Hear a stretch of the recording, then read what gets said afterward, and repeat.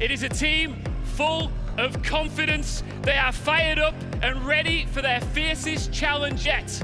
It is FaZe Clan!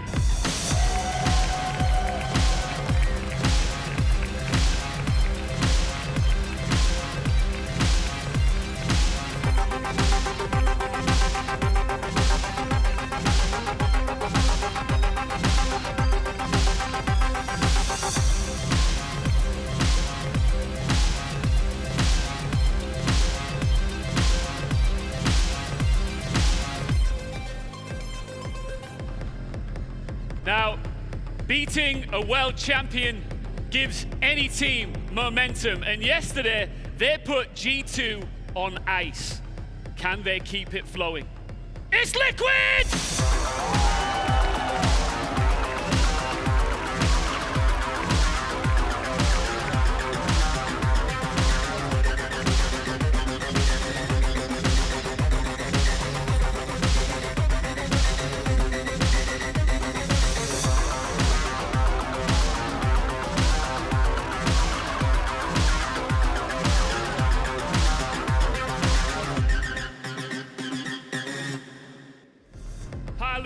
And KDS will join me before we throw them into this vital semi-final.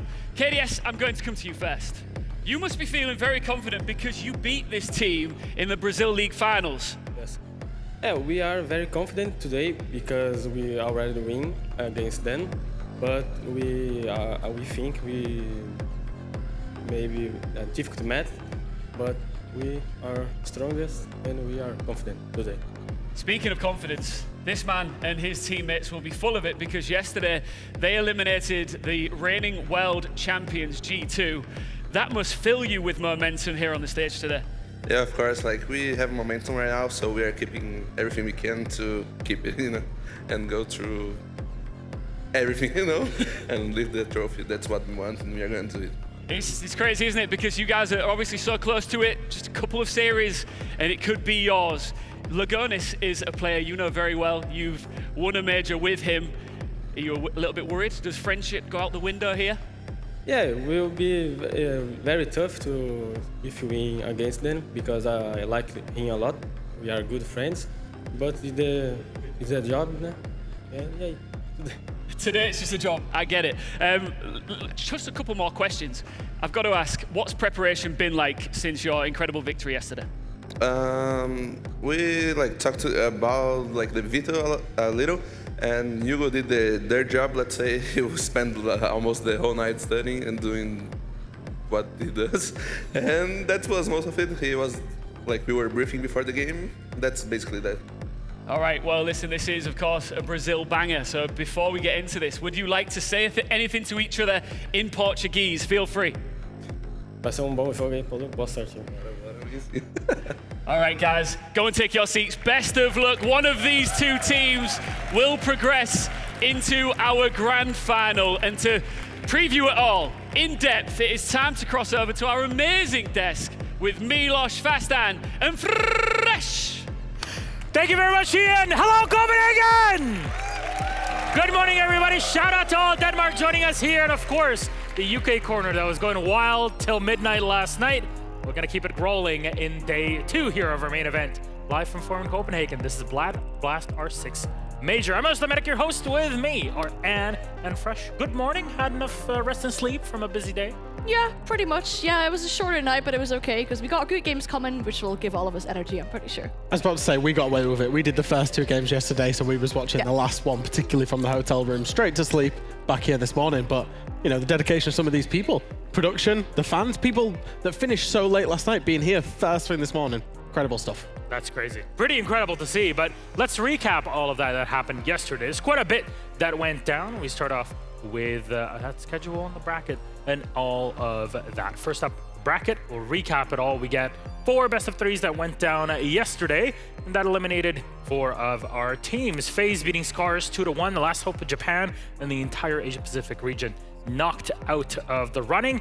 G2 playing against Liquid, they got close, but on map 3, Liquid absolutely rolling over them. And that's it, you beat the world champions. What can stop you now? Liquid v FaZe Clan, M&M versus W7M, W7M getting the victory over a European team. And finally, it's NA that prevent a full 4 Brazilian team lineup for our semifinals. There's a lot on their shoulders, not just North America, but also, yes, EU in some way with Citizen and everybody else around the world. Our schedule for the day is actually pretty simple in this case. I think we can all come together and say it at the same time if you'd like. It's 2 matches, best of 3 series, and it goes like this. FaZe versus Team Liquid. El Clásico Brazil is starting up first, and second is Sonics versus W7M. Some would say the best team in North America, even though they had to fight through Phase 1, basically qualifiers to Phase 1, 2, and now to get it to 3. And then W7M, the up-and-comers on the other side. You might be asking, what are they playing for? And that is a big question to answer because bragging rights are pretty important. Get to lift our big trophy that Anne confirms is quite heavy. It's heavy, yes. There you go. Thank you very much. I saw Anne try and lift it and I didn't even bother. I know she goes to the gym and yeah, you go to the gym. I'm too weak to lift it. You go once a month to the gym and then you post the picture on Instagram. Exactly. I see how that happens. $200,000 is what you get when you win the whole tournament. But if you win today, you guarantee yourself $80,000 by making it to the grand final. Not too bad if you ask me. But let's go back to yesterday and kind of go through things one by one because there is a lot to unpack. And if we were to start with game number 1, W7M versus M&M in this case, at least in our bracket, what'd you like to say about it? Exactly. It was a close game, I would say. I mean, M&M had a fair shot of winning that. There were some rounds where they set themselves up really good with an advantage, and then still, props to W7M for having really good recovery to win out those rounds where they were in opposite men deficit. They closed out the series 2-1, I believe, pretty much as expected. M&M had a good chance of making it through, but I'm pretty sure people would have expected W7M to come through it. I honestly thought over the first 2 maps, at least M&M were the better team and should have got it done. Unfortunately, they've got that soft underbelly that we saw yesterday, losing those 4v2s. I think W7M have got some of the best individual talent in the world, but their strategy was a little bit lacking yesterday, so I'm looking forward to seeing how they go today against a North American team that, you know, is pretty good on their strategic front. That was a big point of improvement that we all talked about in Jönköping, with W7M being knocked out in the semifinals. We'll see if they can do better today. But next one, FaZe v Scars. Big hopes on Scar's shoulder, then honestly a super close matchup between the two. And that's the thing, on paper, it looked so done and dusted. It was just going to be an easy FaZe win. But then Scars turned up in the server, they brought the momentum, they brought the kills, they brought the crowd energy, and they just harvested it, managed to take FaZe to their best map and beat them on it. Unfortunately, just fell short. I think a little bit of experience for FaZe coming into play, and just a little bit of being the more experienced and probably the higher skilled team. Yeah, I mean, exactly. FaZe, they were winning out their gunfight specifically on that first map, and they had so much information, such good pacing coming out on their own attacks. But second map, Scars kind of read into that. They got rid of their drones, they got rid of the info that was working so well for FaZe. Scars themselves, as you mentioned, stepped up in the server. They were really thriving off the crowd's energy that was given to them. They were having a great time, but unfortunately for them, it was cut too short. Well, a second European team joined us here in the arena yesterday, and that was G2 with a Danish player on it, with the, being the world champions, the number one team in the world, and still got beaten, absolutely rolled over by Team Liquid, especially on that map 3. Yeah, I feel like Liquid had so much motivation to win that match because it was a rematch of Phase 2 where G2 actually came out victorious. So, hopefully for Liquid, they have that kind of revenge wanting today as well. It was a close game, I would say. We saw an interrogation in that very first round, which really set the tone for that matchup. But indeed, for Liquid to come out victorious out of that one, beating the world champions, that gives you good momentum for this game. G2 started with an interrogation. It started well, and then it went downhill pretty quick. Yeah, I think maybe they underestimated their opponents just a little bit, having already beaten them, having tried to get inside their heads, and, Liquid, they just looked formidable and have looked formidable since they lost to G2 that day. And then finally, Sonics versus NIP. We almost had 4 teams from Brazil competing in the semifinals, but NA was there to stop it. Yeah, Sonics have been genuinely excellent, I think, through this tournament. Pre-tournament, I would have said I feel like Sonics have got the highest ceiling out of any North American team. I'm kind of happy to be proven right, because that means Deschu was proven wrong, because he said it was going to be SSG. Any day.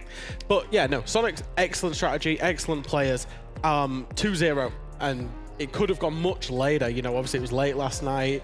It was getting past midnight. They were still in map 2. It had gone to map 3. But yeah, Sonics did very well. They've got a very formidable test today going up against W7M. But it's one that, I believe, and I think I don't know if the European crowd will adopt Sonics, given they do have a European player. Hey, look, they got Citizen on there. I know he's a UK player, and there's some UK fans on here, but are we adopting Sonics as one of our own?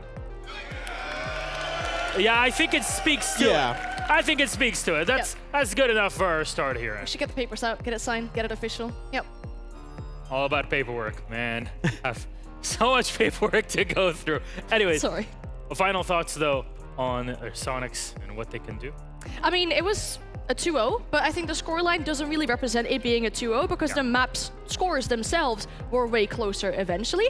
Yes, I like the growth we're seeing from Sonics pre-tournament into now. There were some role changes maybe coming in right before this tournament, which are starting to work into good effect. I think NIP themselves had a really good growth throughout this tournament too. They adapted that kind of Virtus Pro playstyle, but we all know as soon as you crack that code, they can be beaten. It was a very impressive comeback from Sonics on that map 1 as well, where they looked down, dumped, dejected. They took a timeout. Obviously, there was, there was a little bit of a rehost going in as well, and then they managed to just come back and win however many rounds in a row it was. It was very impressive characters to see from that team. All right, I think that's pretty much all that happened yesterday. We could sit here all day and recap things in detail, but if you didn't notice, we have a show to get started. El Clásico begins! FaZe versus Team Liquid!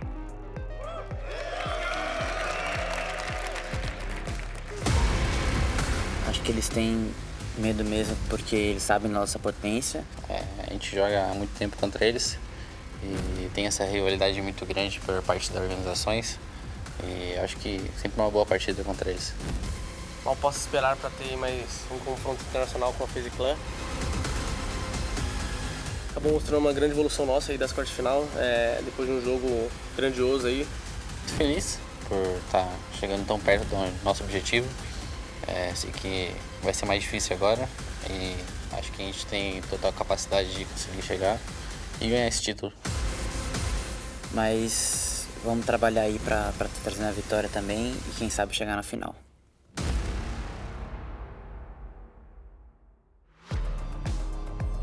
And there it is, FaZe versus Team Liquid about to begin. Welcome back to the desk. We're gonna bring you all the latest info that you need before we get started with our matchup. And unfortunately for us, FaZe v Liquid goes back a long time ago. We call it a Clásico Brazil for a very specific reason.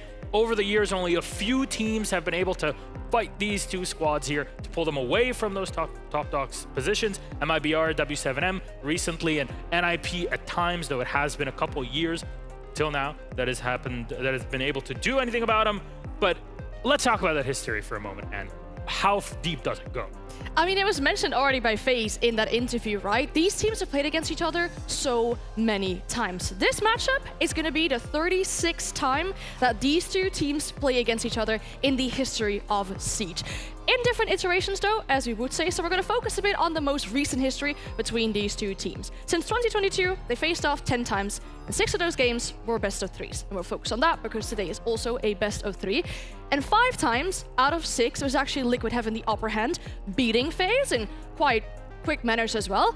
But the most recent one was a FaZe victory. That was in the Brazil League in the finals, where FaZe beat Liquid 2-0.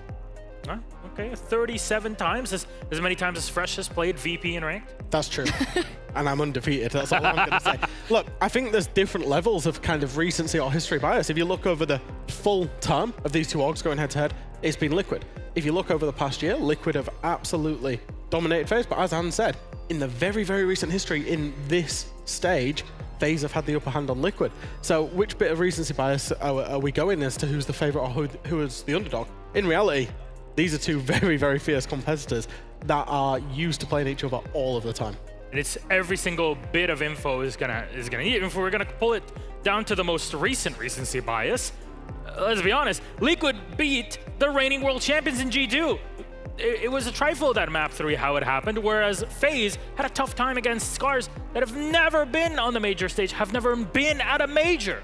Yeah, they faced completely different opponents yesterday, as we could say, indeed. And indeed, yeah, Liquid took down the reigning world champions, whereas previously in this major, they actually got beaten by those world champions. And even told in the interview yesterday by Liquid, they like to put in the hard work, they like to counter-strat, they know exactly what the enemy team is gonna do, which helped them in that game yesterday. But today, there's probably less than 12 hours between that previous matchup and this one. How are you going to counter prep? It is a true test of the players, but also Liquid support staff to see how ready they'll be for this game. Yeah, I think Paolo mentioned it. They'll be working through the night. I've been there and done that, where your team finishes as a support staff. You don't finish because you've then got to prep the next opponent for the next day. You'll be working through the night, 3-4 hours sleep, and off you go again.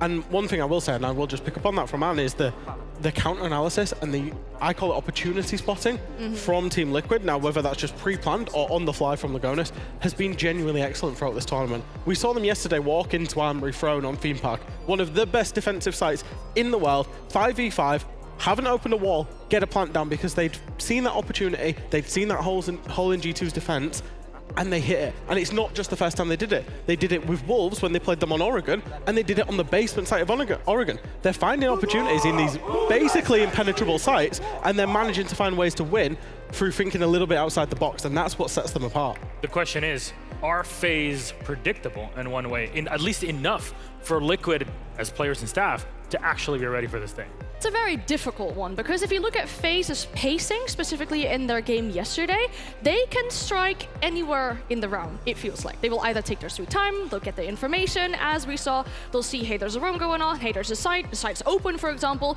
and then they will use that information and have a great flood onto the site. But this flood can come in the very beginning of the round, or in the very late part of the round, making them a very unpredictable team to play against. Yeah, I think for FaZe, obviously, there's a slightly different dynamic. We've seen them not necessarily be strategically on top, in terms of the pre-planned opportunity spotting. But what we have seen them do is use their information, as Anne said, super well.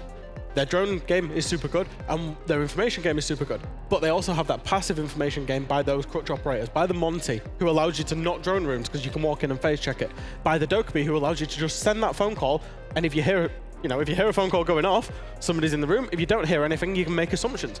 And FaZe utilize those sources of information really well that isn't just the droning, and that's how they kind of seek their advantages in rounds rather than these kind of pre-planned or opportunistic plays called from the IGL. Look, I'm going to put you on the spot here because both of you love everything that is numbers and how they actually are reflected on the server. My question is, what are the scenarios, map-wise that is, where one team could triumph over the other, where Liquid's preparation would falter against FaZe and how unpredictable they can be at times? I mean, there's certain maps, obviously, if you look at the big history that these teams have against each other, where one has the upper hand on the other team.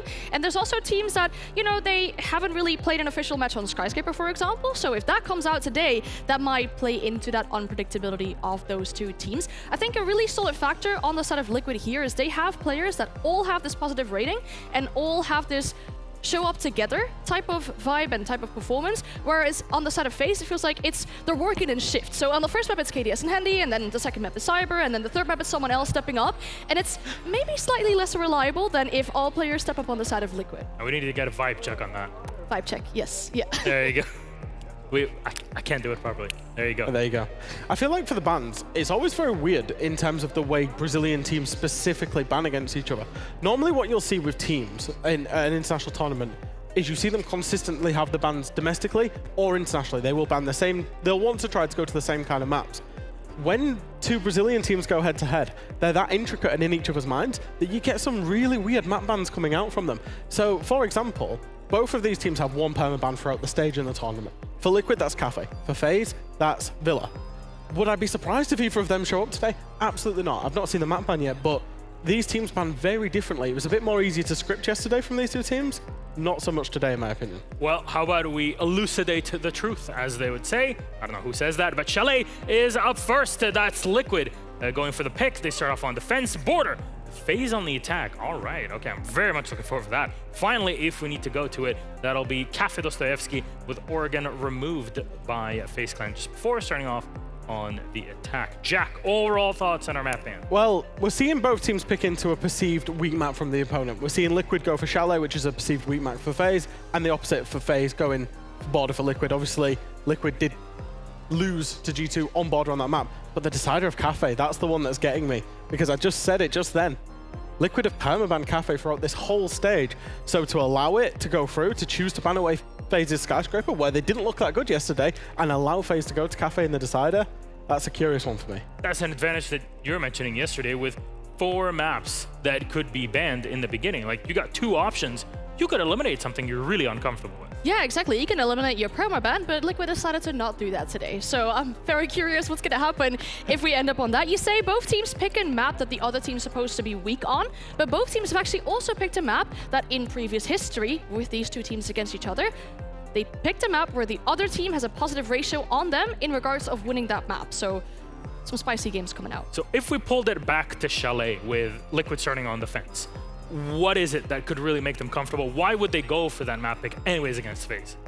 I think they will feel, and you know, I don't necessarily want to speak for them. I feel like they will feel that they've got the better gunners than FaZe. So they're always going to want to try and get to maps where it's very gunfight heavy. Add into that flavor of their counter analysis, counter prep, and a little bit of opportunity spot. Chalet's not a very difficult map to find opportunities on and to find likes, to find entrances into the building. So I feel like that's why Liquid would want to go there. All right, well, you know what? Since we're hyping things up, how about we toss a quick piece of content with our players, and we'll come back, we'll be ready for our matchup. Coisa aí, seu merda. Bora, gente. Bora aí? Puxa Bora calma, aí. puxa calma.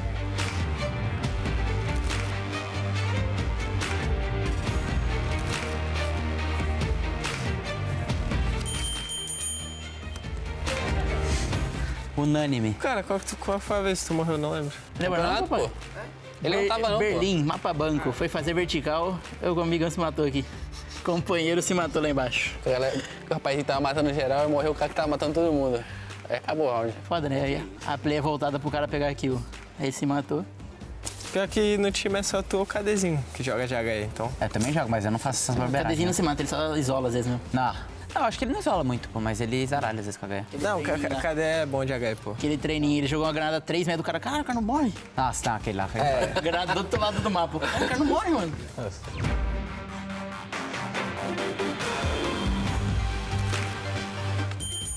Aqui, como assim? Ele. Demora pra configurar boneco, pra pegar as O periféricas. cara só joga de Ana, pô. Manda o Portela pegar as coisas, aí ele esquece e fica bravo. O cara esqueceu o passaporte, mano. Não, não esqueci, eu tenho aqui, porra. Pô, o que você botou eu, cara? Porque você tem cara de bobão. É que você é meio bobão mesmo. Mas esqueceu alguma coisa, acho que mais que obedece.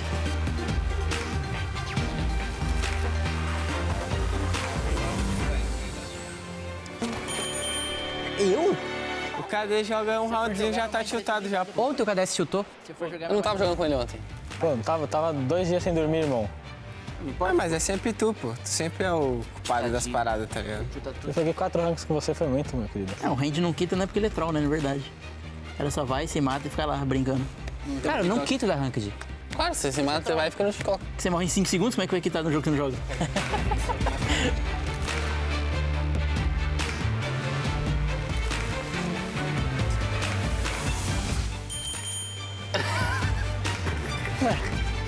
Ué, eu esqueci no jogo lá contra a BD. Não, cara, não lembra não? Que jogo que tu esqueceu? Da BD, pô, jogou um round, mutado. Ah, trou. Ah, mas o KDS também, o KDS sempre, tipo, erra os bagulho do mic no treino e tal. É Não sabe configurar o fone, né, pô? Ó quem fala, que fala 3 palavras e some o resto e depois fica puto que ninguém te escutou. Tu manda mal às vezes, pô. É. Sempre manda mal. Acho que tem um cara, não dá pra te ouvir. Tá ouvindo agora?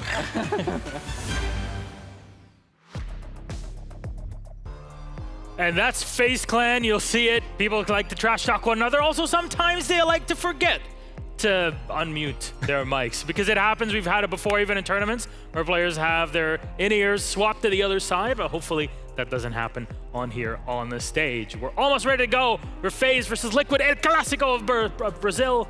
And we have it here live in Copenhagen. I can't believe they went all the way to Denmark to play against one another in this case. And we got Chalet as our first map. We talked about Liquid and their strengths and how unpredictable FaZe could be, but operator-wise, there's something that could be limited because FaZe looked like they could flex onto anything. Yeah, I think operator-wise for Liquid, actually, they've only played Chalet once at this tournament. They played it against Revan. It was that 7-0 that we saw in Phase 2. Was not actually great viewing for a lot of the Revan fans out there. But one thing Liquid used really well on that map was the mirror. They were playing the mirror upstairs for the Solarium take. They were really trying to force it and try some new ideas on Chalet. For FaZe, it's actually a really difficult one to deal with, especially if you do want to do a Solarium take. So it would be interesting to see if they get rid of it, although they have been permabanning these army. Exactly, yeah. That's what they banned yesterday as well. They banned the Ossa 2 against Scars, where FaZe played that map yesterday. Indeed, you mentioned the last result for Liquid was that 7-0 scoreline. I mean, if you look at it as well, I'm very much curious for that first half, because if you look at the stats, this map has the highest defensive win rate for Liquid, and then the highest attacking win rate for FaZe. So that first half really is going to set the pace for, or to set the tone for this game. So definitely are expecting maybe a 50% between both of them. 50-50 on the first half. Not uncommon on Chalet, even in the best days, Jack. No, not uncommon at all. Like I say, unless you're going up against Revan, because that's exactly what happened, is, you know, Liquid were very comfortable in that defense. But I think a 3-3, I think if FaZe could achieve a 4-2 attack half, then they're setting themselves up well. For FaZe to do that, who's got to step up?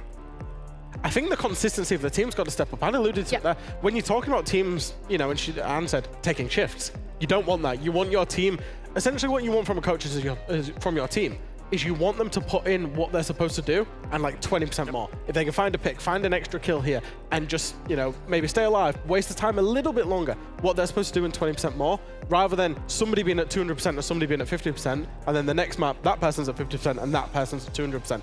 You want that consistency and that middle ground from your team. Which we are really getting from Liquid if you look at their stats and the difference between their rating between one another. If you have to put a highlight onto one person though, it would have to be the newest addition of Liquid, onto Vulps. He's currently leading the scoreboard for his team, also very good on that entry. Another thing that I really like from both these teams is they're pretty plant focused, so that's something we'll be expecting for this game too. All right, and French, thank you very much. Copenhagen, are you ready? Get all excited, it's FaZe v Liquid, El Clasico, and our casters are ready. Pengu and Taro, take it away. Thank you so very much, Kassan. Thank you to the rest of the desk. You and I get to send one of the Brazilian teams to the finals for tomorrow's grand final for FaZe. They've been here before. They won a major all the way back in Yavla, of course, and then made it to the semis, made it to the finals, and fell short in the finals against Koi, back then known as Rogue. Yeah. Liquid made it there in the Jönköping major, but fell short to BDS. This time, there's no EU team to stop either of them. One of them goes to the finals. The only person who could possibly stop them would be from EU, Citizen on Sonic's platform. Yeah. No, you're right. Liquid get it done? Do they become the major champion? Do they go on today and then win tomorrow? Or does FaZe once again make it to the finals? That's what a lot of people, they ask themselves, right? What is a team that has never quite won a major, a big event like Invitationals, but they've played for a long time? It's always Liquid. We talk about like BDS, you know, from Europe, but they won a major, as you mentioned. It is Liquid's turn, if any team right now, to take their first major trophy, and to do so, they had to send FaZe home. Curious as to who you in the crowd here are cheering for. While we get everything underway in just a moment or so, are you supporting FaZe Clan? Or are you supporting Team Liquid? Slight favor. Slight, just a small amount.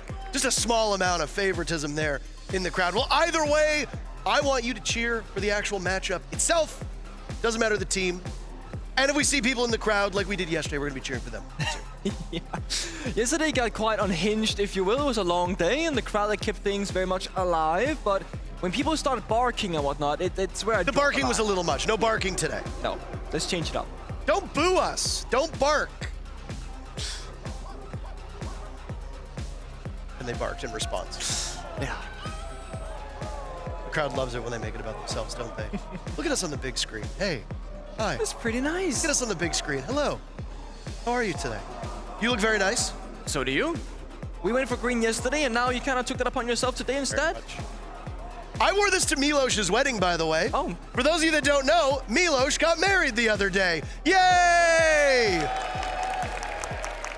And you know who joins the married man meta today? Our good friend Samuel Stewart, aka Stokes. His wedding is also today. Can we get a round of applause for the married man meta? Married man meta. Congratulations, Milosh. Congratulations, Stokes, Stonks, as we refer to him. Chalet, map number 1 for El Clasico. Ooh. You, the audience, seems to think that Team Liquid have the upper hand. Not a bad shout. The crowd must love that. Yeah, I mean, they're on the same side now. The desk spoke about a history between these two teams, and just to kind of break it down, they have played each other 35 times. That is counting best of 1s and best of 3s since they both entered the stage. in 2018. That is FaZe Clan Liquid, that is. It's been 18 times won by FaZe, 16 by Liquid, and a single draw between them back in that system way back in the day. However, when it comes to best of threes, they've played each other on 6 separate occasions. Liquid has won 5 of those best of threes. But as Fresh mentioned, recency bias, it has been FaZe tending to beat Liquid. So let's see if it's gonna be the recent outcome of FaZe beating Liquid or the long-term Liquid tending to be favored in that best of 3 series like we have right here.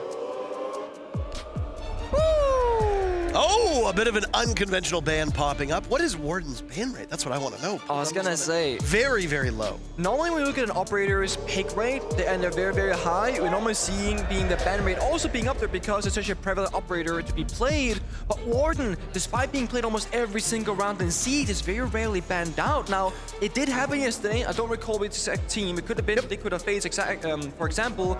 But Warden, of course, by being banned out. Now you can play around smokes, the glass, etc. So we could see things get kind of funky on the attacking side. I mean, based on historical ban rates at this event, we have 3 funky bans on the board. Ace's ban rate is a little bit higher than all the others, but certainly trails behind a lot of other attackers. Warden and Aruni's ban rates are quite low comparatively.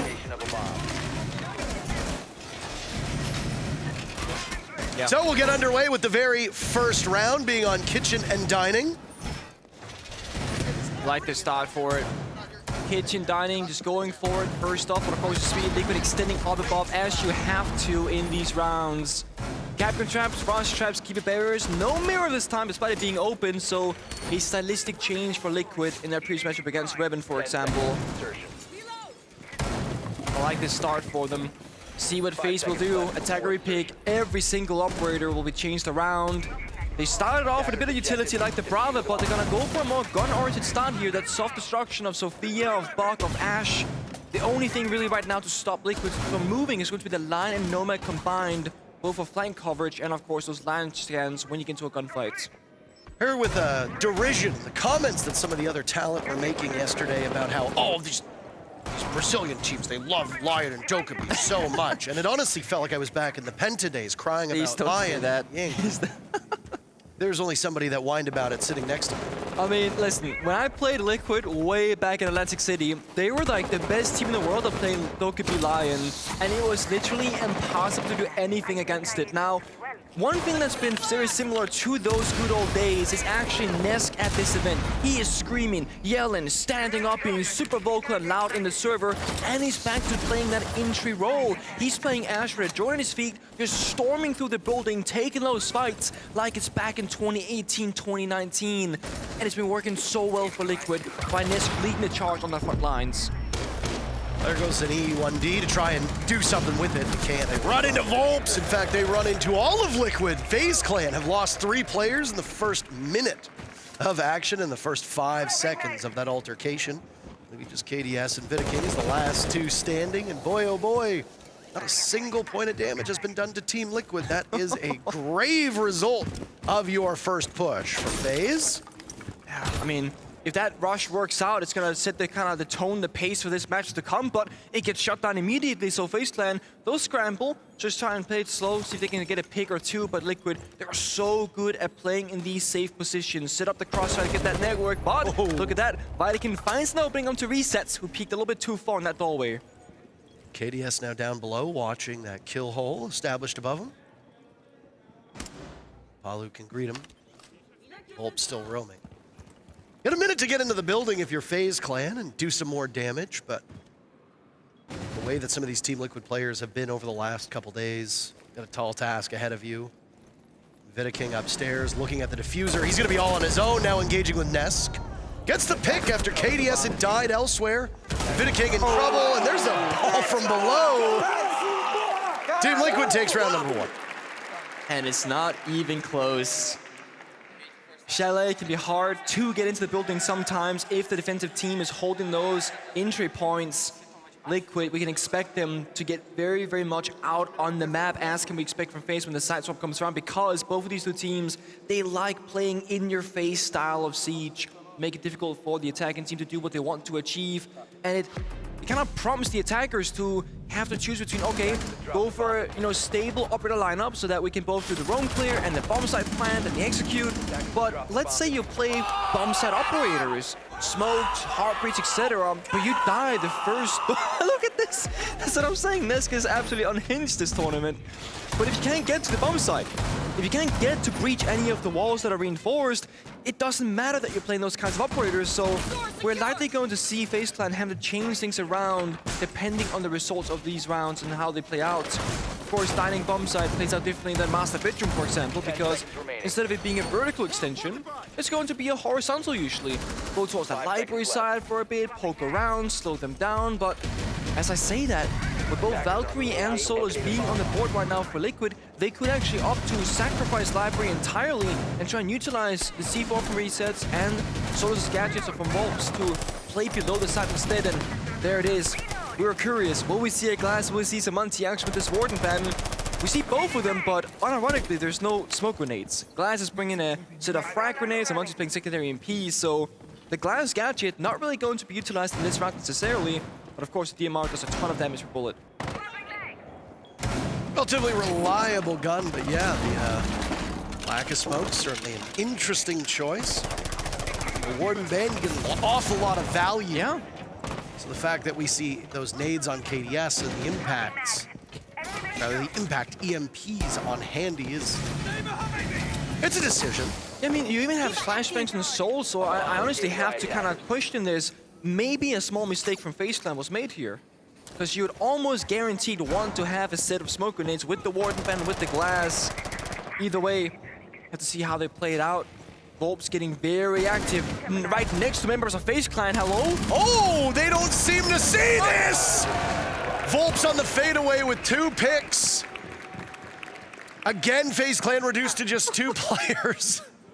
This is starting off exactly the same as the previous round. KDS will creep up, encroaching upon the space of Volps, and he just looks the wrong way. An easy pick for KDS. I mean, this round is, almost guaranteed done now, and it looks so easy for Team Liquid. Volp's been spectacular this tournament so far, joining Liquid. It's been a great choice for them since the roster changes. You can always, when a team changes things up, you're like, is this the right decision? Was it a good choice? We kind of saw that with G2 losing Citizen, picking up Benja Master. Then they won the 6 Invitationals. Liquid getting Volps could be how they win that first major. Well, you get somebody who's no shortage of success on that W7M team. Losing Volps early, obviously not ideal, but there's still so many weapons in this arsenal. In the matchup against G2 yesterday, both Volps and Resets showed up huge, but then you'd have big games from Nesk. Talk about the amount of tools that some of these teams have in their arsenal. Liquid's got 5 players who can absolutely take over the server at a moment's notice. Just like that. Palu, typically so quiet. No. He decides to break the silence. 2 kills from Liquid. They're up 2-0. Yeah, it's just really stable siege from one team and not quite for the other. I don't know how FaZe Clan allows Volps to walk up the fireplace stairs and just kill 2 members.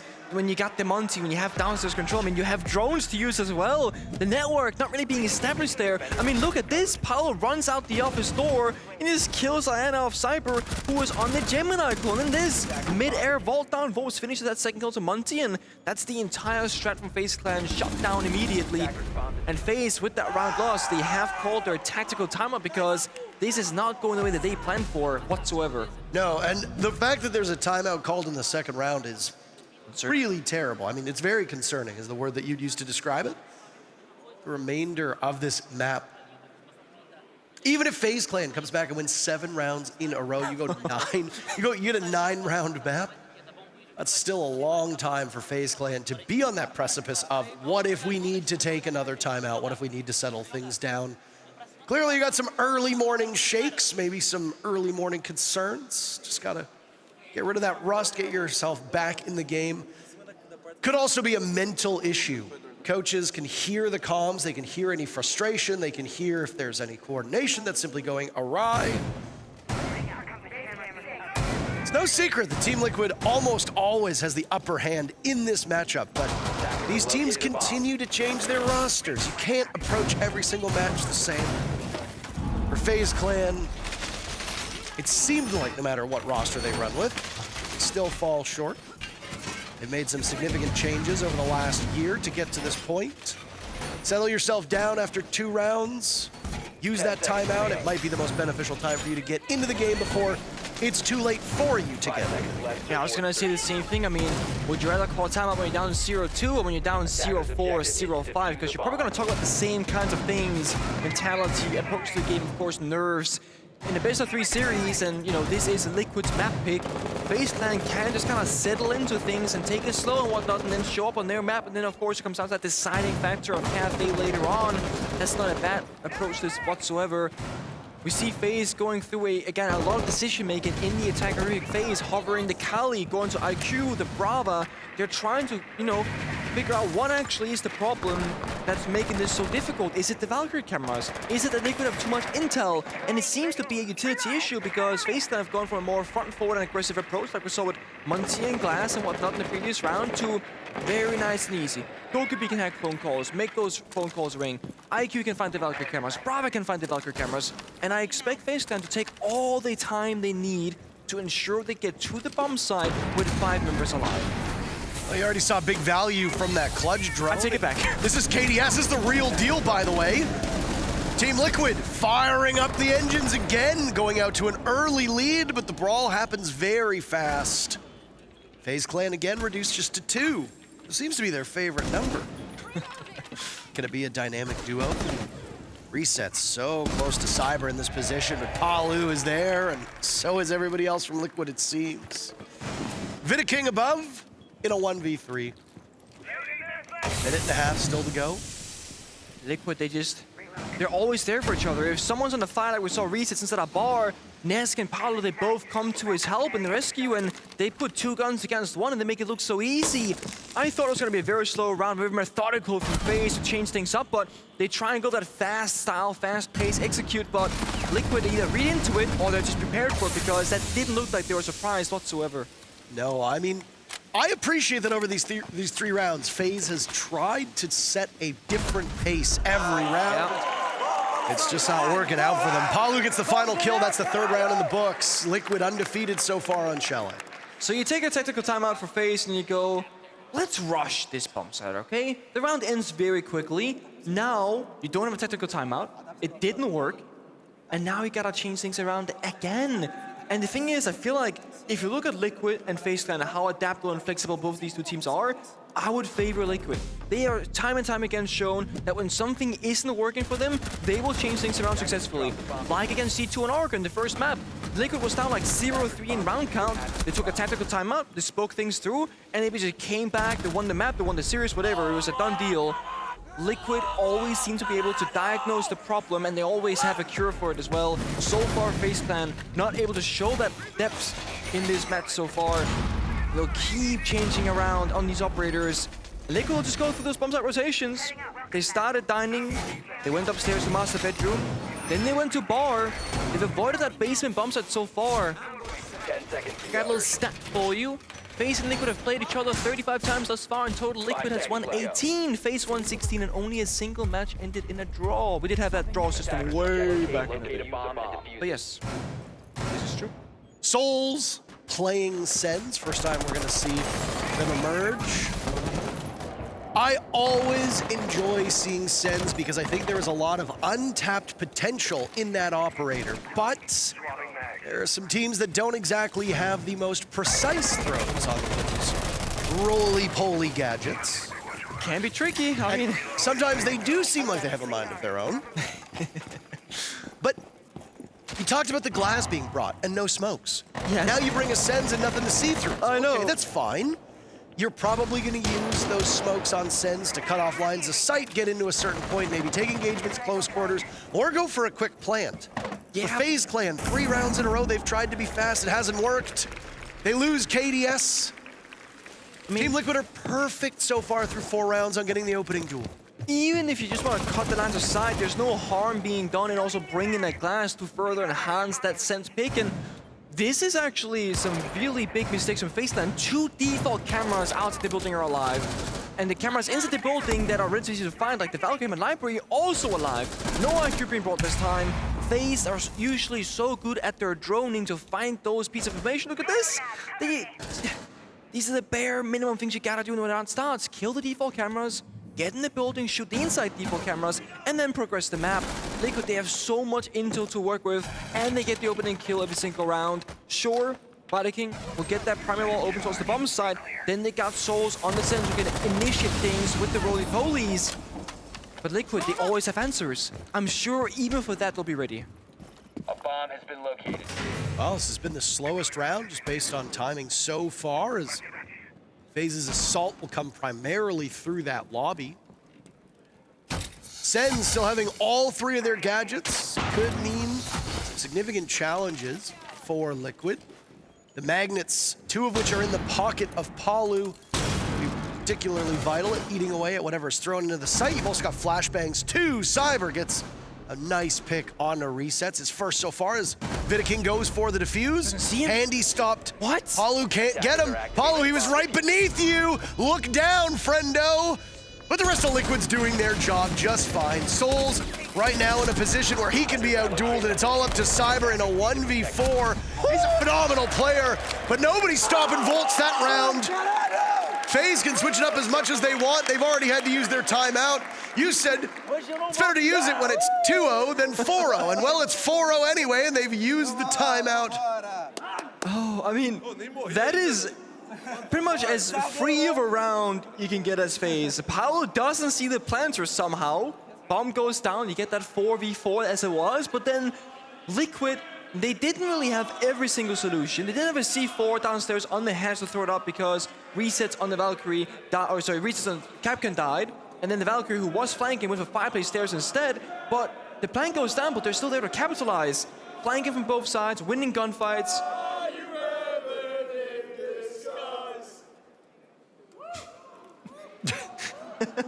trying to translate from afar, because we're not in the crowd, so we don't get to hear the chants as much as usual, but we can listen in.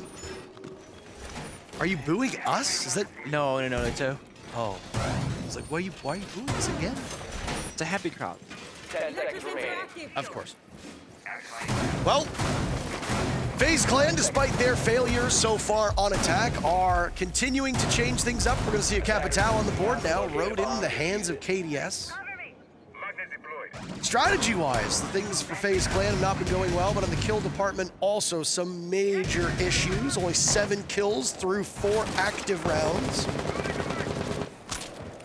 5th round.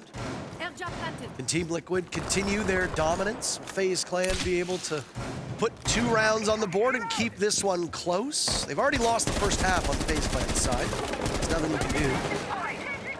I mean, their only goal is to just try to be as proficient as possible.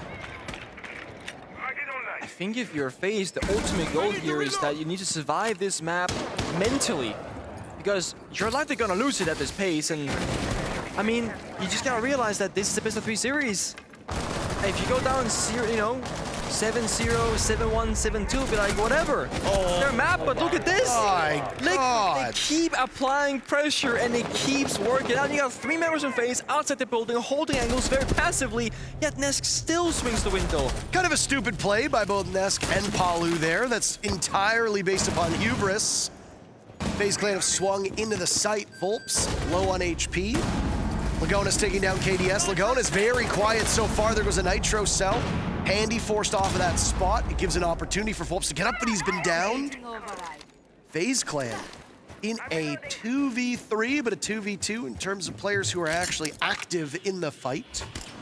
Volps will need to be retrieved. Lagona's very low on HP. Volps just bleeding out right now inside of the A-bomb site. Tough decision making. FaZe Clan slowed things down. They wait for the revive instead of the Souls, who was also down on the roof. Lagona is so low on health. I don't know if Liquid wants to risk a revive here. Doesn't seem to be the case. They recognize, oh, actually, Resets is there. He's getting it done. There was a numbers advantage for FaZe Clan, but for a second, Vidaking a bit too slow to get in. No! Volps is back from the dead. He and Lagona so low on HP. Still a minute to go for FaZe, looking for their very first round. Liquid lost 2 players early on ego peaks, ego challenges. Yeah. Gotta set that ego aside for the remainder. Reset's still looking for his first kill too. You know that he can make some noise based on that G2 match yesterday.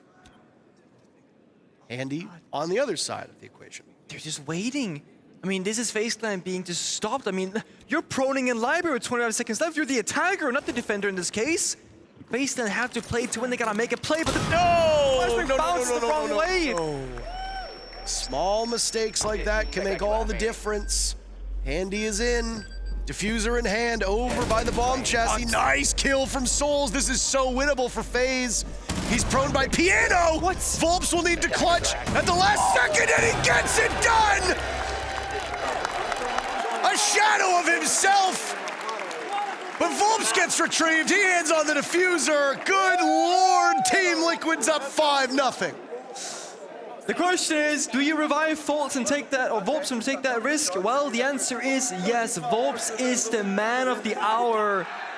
20 health is all he needs. 3 kills in the round. Liquid, they looked mortal for a brief moment, but then things, they changed really, really quickly. And I do agree with you, Parker. Bit of an ego challenge there from Nesk and from Pablo. The first pick was amazing, but then this, swinging the big window, sure, you got a pre-fire going, Pablo, but it's a very, very risky thing to do.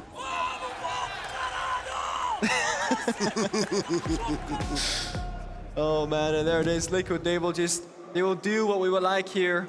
They will take us to all 4 bomb sites in the first half in 6 rounds, and they will, for the first time in this series, bring out the mirror as well, likely to extend out around the map, because without the mirror, it can be hard to hold the upstairs area of the map, like the dining positions. And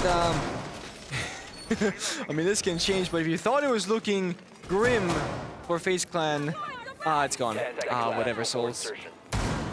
I wanted it. I wanted to see it. If there was one operator that could save them, maybe it would be Grim.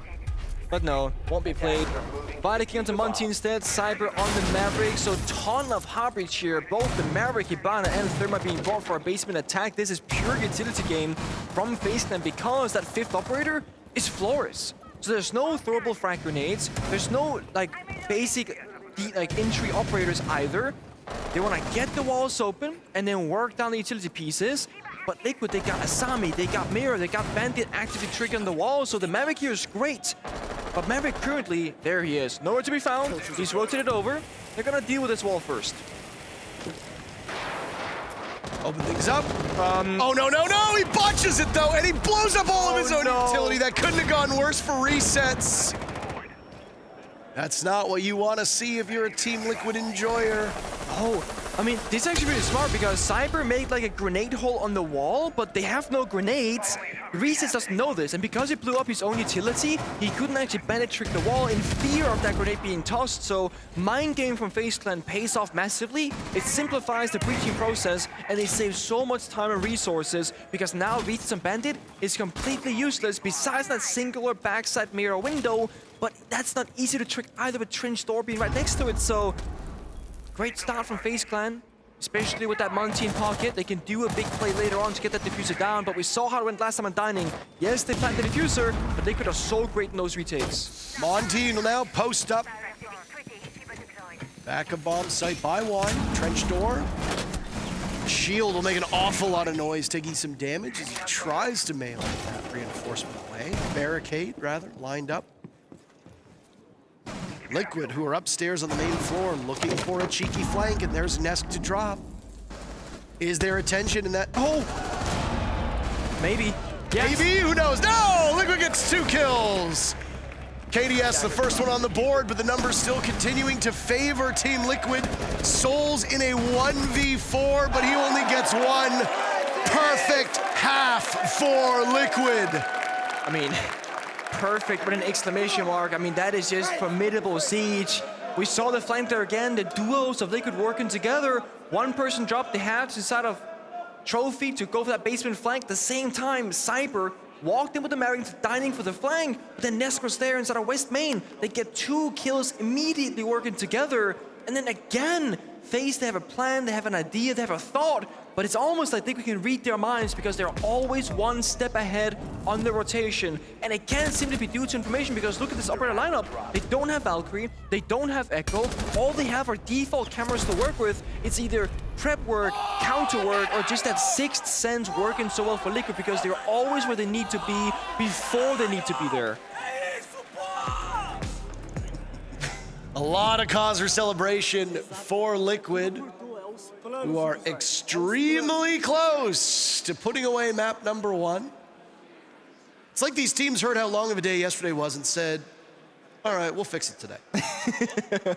We'll make it super quick, but I mean, remind you that yesterday you played for a semi-final spot. Today you're playing for a grand final spot. If you want today to go quick, you have to be the victor. I mean, losing in a quick fashion is the worst way to go out passively because you've made it all this way, you made it so far in the tournament, and you fall maybe 7-0 in the first map in a best of 3? It's not a good look. It's not what any team would want for themselves. And again, I said it about round number 3 or 4 for FaZe. I think the ultimate goal here is not to have the expectation that you're gonna win Chalet. Sure, you gotta believe in yourself and play for it 100%, but it's more important to keep your mentality in check and keep it working, because if you're shut down and that bleeds into the second map of Border, FaZe's own map pick, that's when this best of 3 series becomes very one-sided for Liquid. So very important that it's not gonna be the case. I think that's really the only saving grace, right? Yeah, no, I believe so. Here's another stat for you. FaZe and Liquid have faced off. Oh, it's gone. Attackers are heading out. You're too slow to it, Parker. I'm too slow. They've faced off 10 times since SI 2020. Liquid won 5, FaZe won 4, and there was that draw. Okay, there you go. As we talked about in the pre-show / the pre-show segment you and I did, both of these teams have made it to the finals of the 2 most recent majors. The Berlin major in Germany, FaZe Clan made it to the finals. Yeah. Jönköping, just across the water in Sweden. It was Liquid who made it to the finals. So now here in Copenhagen, one of the 2 will repeat as grand finalists. Neither went home with the trophy. So getting there is only half the battle, then you have to win it. It was a European team that stopped FaZe in Berlin. It was a European team that stopped Liquid in Jönköping. No European teams left. The bad men are gone. Bad men are gone. Oh, Volp's walking in, and it seems like the attackers might be having some problems. As that's FaZe's first pick, and it comes when they move on to defense. Yeah, Volp's trying to sneak past the mirror window, taking that gamble, but it doesn't pay off, and Vitakin is there, picking up 2 members of Liquid immediately back to back. This looks like exactly what we saw in reverse now. The only thing is, of course, Liquid, they found 6 rounds in a row. They can afford to lose this. It doesn't really matter for them. Yeah, a single round is really all you need, right? And so you're always 3 minutes away from that. 3 minutes away from a potential victory. Just need to be a bit more practice. There goes Souls. Resets has been very quiet. Palu's the monster as always. Is it inconceivable that these 2 players win a 2v5? Not inconceivable. Certainly improbable. Reset's nice recoil control. He's in the sight, but the diffuser is not in either remaining player's hands. Bigger challenge for Team Liquid is to get upstairs, as that part of the map has not been surrendered yet. Yeah. We saw Cyber rotate upstairs with the Solos. They know they can play the plant knife from above, but the thing is, Liquid, they don't even have the diffuser in their control at all, so it's gonna have to be a retake from them up a staircase. Great flashbang start things off, but what can they do with it? Trying to buy time, but Resets doesn't necessarily want to engage here. Has to. Waiting for Palu to get into place, but guess what? They find him, and he's gone. FaZe Clan finally get on the board. It's not going to be a 7-0 for Liquid, but the hill to climb for FaZe Clan is still mighty steep. Yeah. Now for Liquid, it comes down to how quickly can you get that 7th and final round, because every single round FaZe gets, it's another one of those, all right, good job, boys. We're feeling better, we're doing better, etc. It's all about that again. the mental side of the game, of those best of 3 series that can go quite the distance. So the quicker Liquid can get the job done, the better for them. And even if FaZe were to lose in this map, if they go, 5-7 instead of 0-7, that's gonna make it a lot better for them going to border. Great attempt here of a 2 versus 5 for Liquid, but they didn't have diffuser case.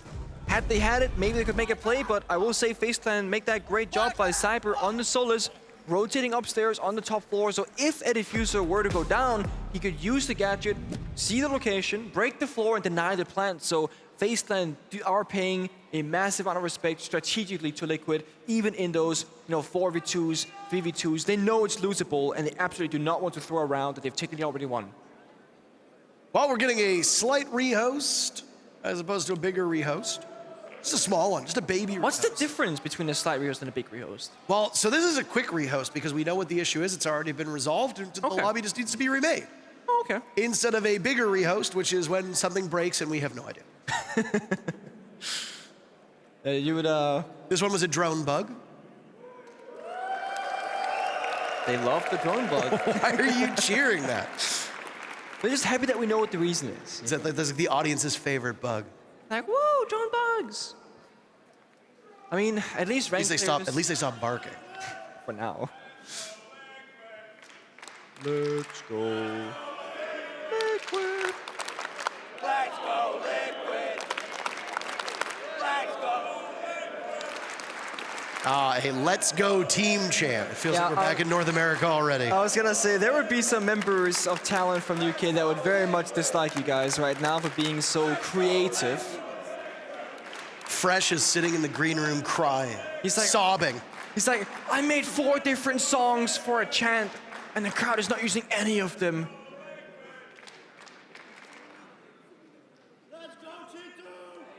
Let's go, T2! Who's gonna tell him? T2, they're done for this one. I'm sorry. It's just like, where's Bolo? Also, very sad to say, not here. Not playing Pro League any longer. I gotta bring Bolo into this. Someone did that in the crowd yesterday, wasn't me. Makes me sad. Bolo, if you're watching, there's a lot of fans out there. I would like to see your return.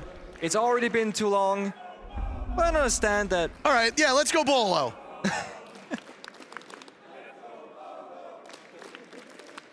Or not. Oh, there it is. Let's go, Bolo. Let's go, Bolo. Forever in our hearts. There are like 6 of you carrying that chant. I really appreciate it. Yeah, we love you too. All right, back into the action after the rehost. Team Liquid still will sit on this match point for the entire second half. We have seen 6-6 halves before. It is exceptionally rare, but it does happen once in a blue moon. With the history that these two teams have, it would not shock me if this is the matchup where we see it. No, I have to agree with you on that, but as you said, it's like, it can happen, but all that has to, happen for that not to be the case is just a single moment where Liquid clutches it out. Big mistake from FaZe Clan, a small gap being abused or found, a clutch that happens, and then that's the 7th round for Liquid. Just like FaZe Clan, Liquid too are curious as to what they actually want to bring to these attacking sides. We opt for the Brava, Dokkaebi Flores, a lot of drone utility, and we see the Brava pick, this newest operator, being played so commonly on maps like Chalet, on maps like Border, where you can get in the building, deny cameras early, and then defenders have to either shoot it down, deny their own intel, or you can simply, if they don't, yeah, there it is, use it against them. But Cyber, Solus, wonderful for this scenario. Figure out what cams are hacked and where they are, and then act upon it. Oh, wait a minute. He's no longer. Team Liquid have eliminated Cyber, who has had a rough start so far, so KDS put in a position to try and salvage it. But he's under drone. Does he see it? He's looking the wrong way. They know he's there. Finally taking care of the drone, but the information has been relayed to the rest of Liquid. Souls to bail out KDS. This house of cards of FaZe Clan rests a lot on that library control. One playing at top chimney, the other playing inside a library. Volps will be in pursuit. No, he's about to run into Vidaking. Liquid might be making this one pretty quick, Nick, because they've already gotten 2 picks and there's still 1 minute and 45 to go. Yeah, I mean, maybe it's going to be a 7-1. FaZe Clan now have to make a huge play to swing it back because they're losing map control by the second and they're also losing all that manpower. Liquid, they got pretty much library control at this point. They got the intel at least, but Handy with a retake. Looking to hold it down. I don't think the Gemini clone saw him just yet. Oh, there goes Volp. Soul still in that position that we'd seen earlier on. Oh, nice read from Handy, but a trade back from Liquid. Resets goes down, it's a 2v2. Far more winnable for FaZe Clan than it was 40 seconds ago. KDS in the site guarding against it, taking damage, losing it to Lagonis. And he could start to get that diffuser down. Soul's rock steady, rock solid. So dependable for FaZe Clan to the point that Lagonis has had to pop off of the defuse plant. He'll attempt yet again, and there's Souls in the hatch. To go for the drop. Lagonis reading into this, off he goes. Getting spam pinged. 2 incredibly gifted support players, but they don't call him Lagonis for no reason. FaZe Clan took 1 round, and Team Liquid said, we take that personally. 7-1 the scoreline. Map 1 done so fast. Liquid a single map away from the grand finals.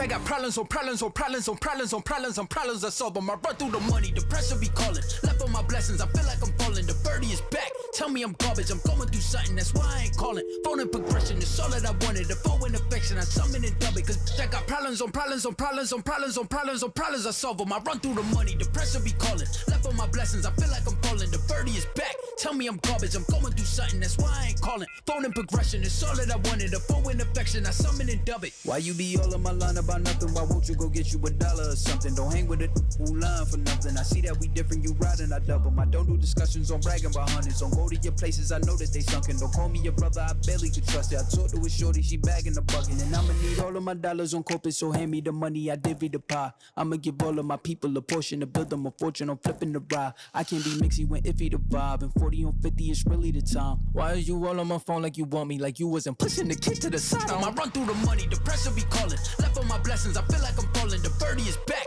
tell me I'm garbage. I'm going through something, that's why I ain't calling.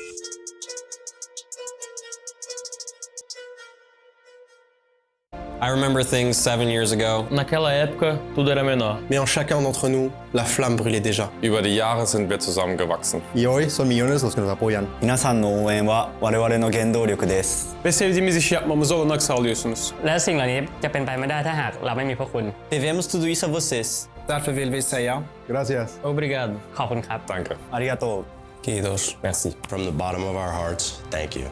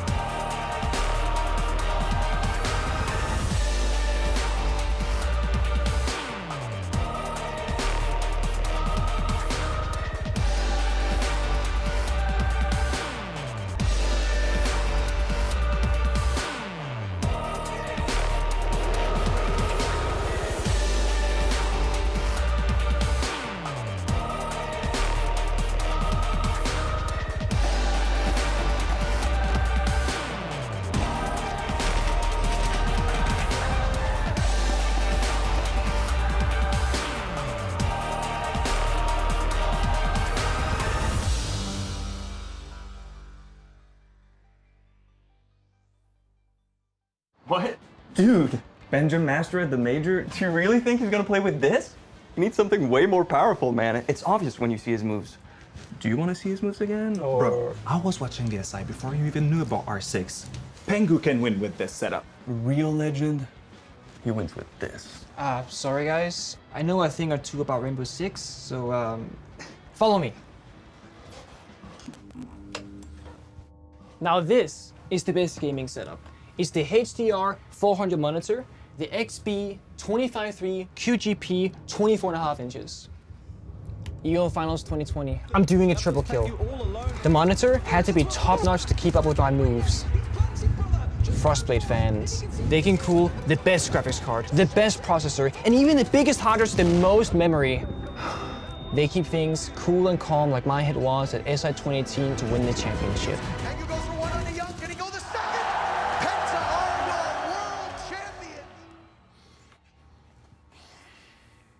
It takes the best to be the best? Are they gone? Yep. But with 2 Orion towers fully upgraded and 2 screens. Good job, man. Thank you. Takes the best to be the best.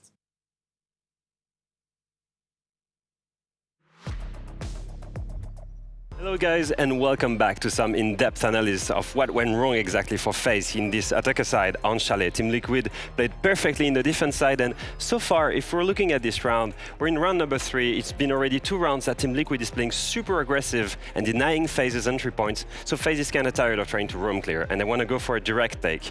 And one thing I like to see if we let the round play through, take a look at this Brava drone here.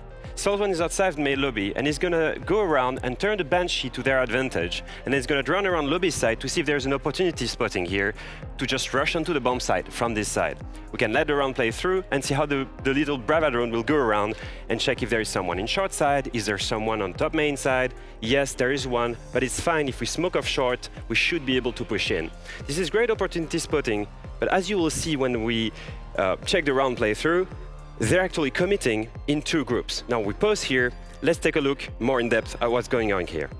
You have Handy and KDS that are working as a duo to push into the bomb site with a diffuser on pull directly. And then you've got Soulsone that was historically running from outside lobby that tries to push through lobby. Cyber has jumped in the window here and he's trying to push in lobby as well. So 2 groups of 2 guys, but one key element is missing here. And that's the biggest problem in such a small detail. These 2 smokes here are misplaced. This one is way too much on the left side, and this one is poorly placed, which gives Volps more latitude to actually go around the left side smoke and pinch the 2 players that are here with Lagonis. And look at Liquid's reaction. They're perfectly set up in a crossfire to catch the diffuser here, kill these 2 players, and kill the rush straight at the beginning. Now, if we let the round play through, this is exactly what will happen. These 2 players here will die, diffuser is down, a couple trades come in, but it's too late. The diffuser is down in a crossfire. Now, it's not finished yet. Cyber is still on the bomb site, lurking here.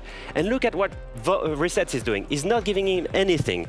He's staying super passive, and this is exactly what we can expect from a really experienced player. Because if Cyber gets the kill on Resets, then it's 2v2 again, and it's playable, because he's on the bomb site.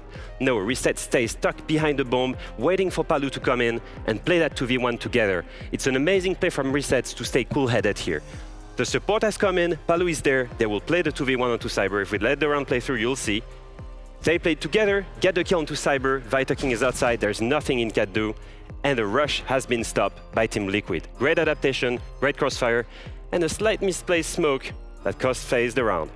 Now I will leave you to the desk for more in-depth analysis of the whole map. Thank you very much, Alfama. That was it in detail. Team Liquid obliterating FaZe Clan on map number 1, and we'll continue on with our series. Before we talk about map 2, we're here back on the desk to close things out on map 1. Hello, I'm Milos, your host. With me are Anne and Fresh, and that was a dominant show of force from Team Liquid to kick off the series. I mean, yeah, we're surrounded by Liquid flags and a single Koi flag as well, which... I don't know, I definitely couldn't hear any Liquid fans here in Copenhagen. Are there any in here? To see Liquid versus FaZe in Copenhagen in Denmark And they're cheering for Liquid. That's incredible. Yes, it was a super dominant performance by Liquid, but one very important thing that the crowd has to offer in this game as well is, if you think about it, one specific player on the side of Liquid, Vulps, who had a massive performance during this game, used to be on W7M. Now, W7M have been playing in areas of the world where they generally don't get the crowd behind them due to the regional preference of other regions. So for Vulps to now get on this team and have the whole crowd behind him because he's playing so well, he is loving that. He is responding to the crowd, he's moving around his hands, he's being active with that. I feel like it might be the crowd buff playing in here as well. All I'm going to say is imagine this game, but at 6 Invitational 24, we know it'll go happening in Brazil. That would be another level Jack here. Yeah, and Vulps is loving life at this tournament in general as well. You know, he was more than happy to give us his little plushie, his little toy that he's got for a desk, you know, a few days ago last week. I think he actually looked really in place in this Liquid lineup. Not to say he didn't look out of place in his last lineup, but he's really thriving. One thing that I do want to talk about, though, is Lagonis. Because when Lagonis came to this team as the IGL, I was saying right at that point in time, it's not going to be long before Liquid win a tournament. Now, Lagonis is one of those IGLs where, in terms of the actual stats, and for every IGL, the actual stats are never usually that good. But what you've got to remember with IGLs is they've got to see the game from a top-down perspective. They've got to know what the strategy is, how the strategy is strong, how the strategy is weak, how the opponent then might try to opportunity spot. And Lagonis is constantly calling that to his team. In real time, he's seeing the game from a top-down perspective, and that's often why they do get caught out in those gunfights. And I think now that Lagonis has got a team of literally soldiers around him. He's got 4 very gifted fraggers around him. You know, Nesk looks back, Vulps looks in place. He really can offer what he can offer like the most in terms of IGLing. And I think that's why Liquid look so good. Their strats are strong, but they're able to shut down the opportunity spotting from FaZe as well. And I think that's in a major part due to Lagonis. We talk momentum here, which is a very nebulous concept, right? You can't really just put it into numbers. But when you're flowing so well in the game, no pun intended, Liquid side, it seems like everybody on the team is performing, and you allow someone like Lagonis to guide players like Nesk, etc., into a massive win, and you see it even reflected on the scoreboard. I mean, yeah, it's what we talked about in the beginning of this game, right? I mean, FaZe have those players that will take shifts into who steps up. This time it was Souls being more into the top, and beginning of the game it was a little bit of Vita King as well. And on the other side, yes, there is that clear, well, advantage for Vulps, but on the other hand, if you look at Paulo, Nesk, and Lagonis, they're not really that far away from each other either. So a solid, consistent performance from all players against, you know, that one spearhead on the side of FaZe, where we also know that FaZe likes to play off the info, but they just didn't have any. And momentum's not a thing that swings only upwards for Liquid. It's a thing that can swing downwards for FaZe. There was a couple of rounds, particularly around attacking the Master and Office side, where they were in full control of the round. They knew it, but it's like because they'd had their opportunity spot shut down 3-4 rounds in a row, they didn't want to go in and just take what was given to them and win the round. I think it was Handy who played very, very, very passively out on the Master balcony there. And it's kind of like when your momentum, when your opportunity spot's been shut down, you're thinking, how do we beat these guys? Even when you've got the opportunity to, you start second guessing yourself, and then you're losing the rounds you should win, as well as losing the rounds that you should lose. It was a little bit too passive at times from FaZe, and I understand it because they were lacking a lot of info. If we talk all the way back to the map, the operator ban phase, FaZe banned Warden, which we weren't really expecting considering they've been so consistent with the Azami ban. This allows FaZe to get into that crutch operator playstyle that we've been talking about before we went into this game. Now, unfortunately, Ying was banned, so that would have worked even greater against Warden. But they then want to play with, for example, Sit. And if you can't spot the opportunities, if you can't find these openings and decide due to not having information, you can't work with these crutch operators. And that's going to be an issue once you go to map 2 border, because we know, yes, it's attacker-sided, and FaZe Clan are starting on the attack, but if Liquid are shutting down your info game, you'll be blind, you'll be shot to bits in border. Yeah, it starts to actually make me worry for FaZe. Like, border in map preference picks is a great pick, but if you think about how it plays out, it's going to play out in a similar vein to Chalet, where FaZe are going to be looking for those opportunities, and it's all going to be about Liquid on the defense shutting them down. Liquid didn't play that well on border against G2. They lost it, but they did play pretty well on the defense, and that's where Liquid are going to be starting on the defense. When Liquid are on the defense of border against DZ, it was flawless. So it's somewhere where Liquid feel very comfortable, at least for the most part, defending. Yeah, in general, the attacking win percentage of Liquid on border isn't all too shiny. It's only 17%. And it's whoa, that's horrible. 17, not 70 exactly. That's a bit low indeed. FaZe picked this map. A bit questionable. I mean, there weren't that many maps left for them as to which they could have picked between. Maybe Oregon, for example, but then again, that's also a really good map for Liquid. So this maybe wasn't their first idea of picking it into this map ban phase, because it isn't their highest preference, but they do have that victory against Eminem, where, you know, they have won that. But that victory against Eminem, and I hate to say this, sorry Eminem fans in the crowd and at home, Eminem threw the hell out of that game against FaZe. Solotov had like 14 kills after like 4 or 5 rounds. Eminem was like so much better in terms of shutting down FaZe, but then they kept throwing the 4v2s. So even that victory for a map pick they had, they shouldn't have had. What is this? Eminem catching strays left and right. They didn't even throw this one. I know. And they're still taking an L through it. God damn, that's another 4v2 that they're taking out. Anyways, that aside, I want to go a bit more into the macro here as we wait our server to get all set up. What are these power positions that have to be controlled to make sure that FaZe does not gain an advantage on their attack? Ooh, I was going to talk about a power position for FaZe as well, if that's okay. I mean, they love the dock as well to get themselves back up from player disadvantages. Like we saw Eminem, oh, we have to talk about it once again, do so well too. When you have CCTV, you have break room and the little Brazil part, it's so, if you hold on to that and you can deny entrance into break room and into CCTV, you have that really strong part of the map that you can roam in as a defender being, and especially with the help of a dock, you can just keep on playing aggressive. I think when any border comes in, border's a really curious map for me actually. What? Because border, people like to say, is like run and gun style. And for a lot of the part it is, but it has different win conditions depending on the time left in the round. So the first minute, you're going to see defenders always get really aggressive, try and get out of windows or doors, or, you know, just fight the attackers at the entrance to the maps, you know, particularly east stairs, break room, CCTV door, that whole kind of balcony area. And then as the round goes on, if the defenders are in kind of advantage scenarios, you'll see them start to layer back, and that's where some of the operators that get brought on board start to come into play. That's where your Castles, your Arunis, your Azamis start to come into play to allow you to layer back. Because if you can play border in a man advantage as a defender, 4v2 or whatever, it's then very, very easy to play for time because of this layering system. So that's why I really like bordering from that perspective, because it has different win conditions as every single round evolves.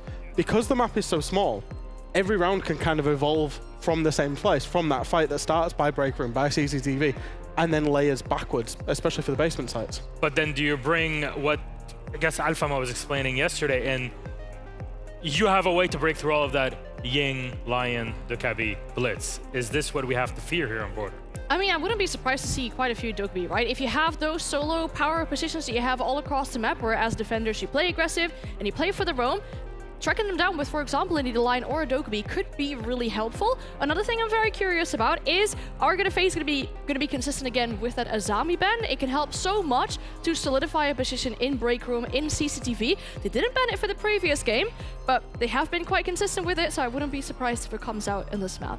All right, who do we have to fear then from FaZe to really show up? Who's got this fire in them to be like, look, we're down, I can command this moment and bring us back into this game? I think the reason that, you know, KDS and Handy were brought onto this roster was that at least one of them has got major, you know, has won a major, but both of them have played in a lot of majors and a lot of events, basically. So you're looking at them as like, hey, I know you're our new guys, but if Cyber's not firing, whatever's going on, you are the ones that need to step up, because you've been brought in from a good team in terms of Furia, and this is the kind of do or die moment for FaZe, right? And this is why they brought those players in.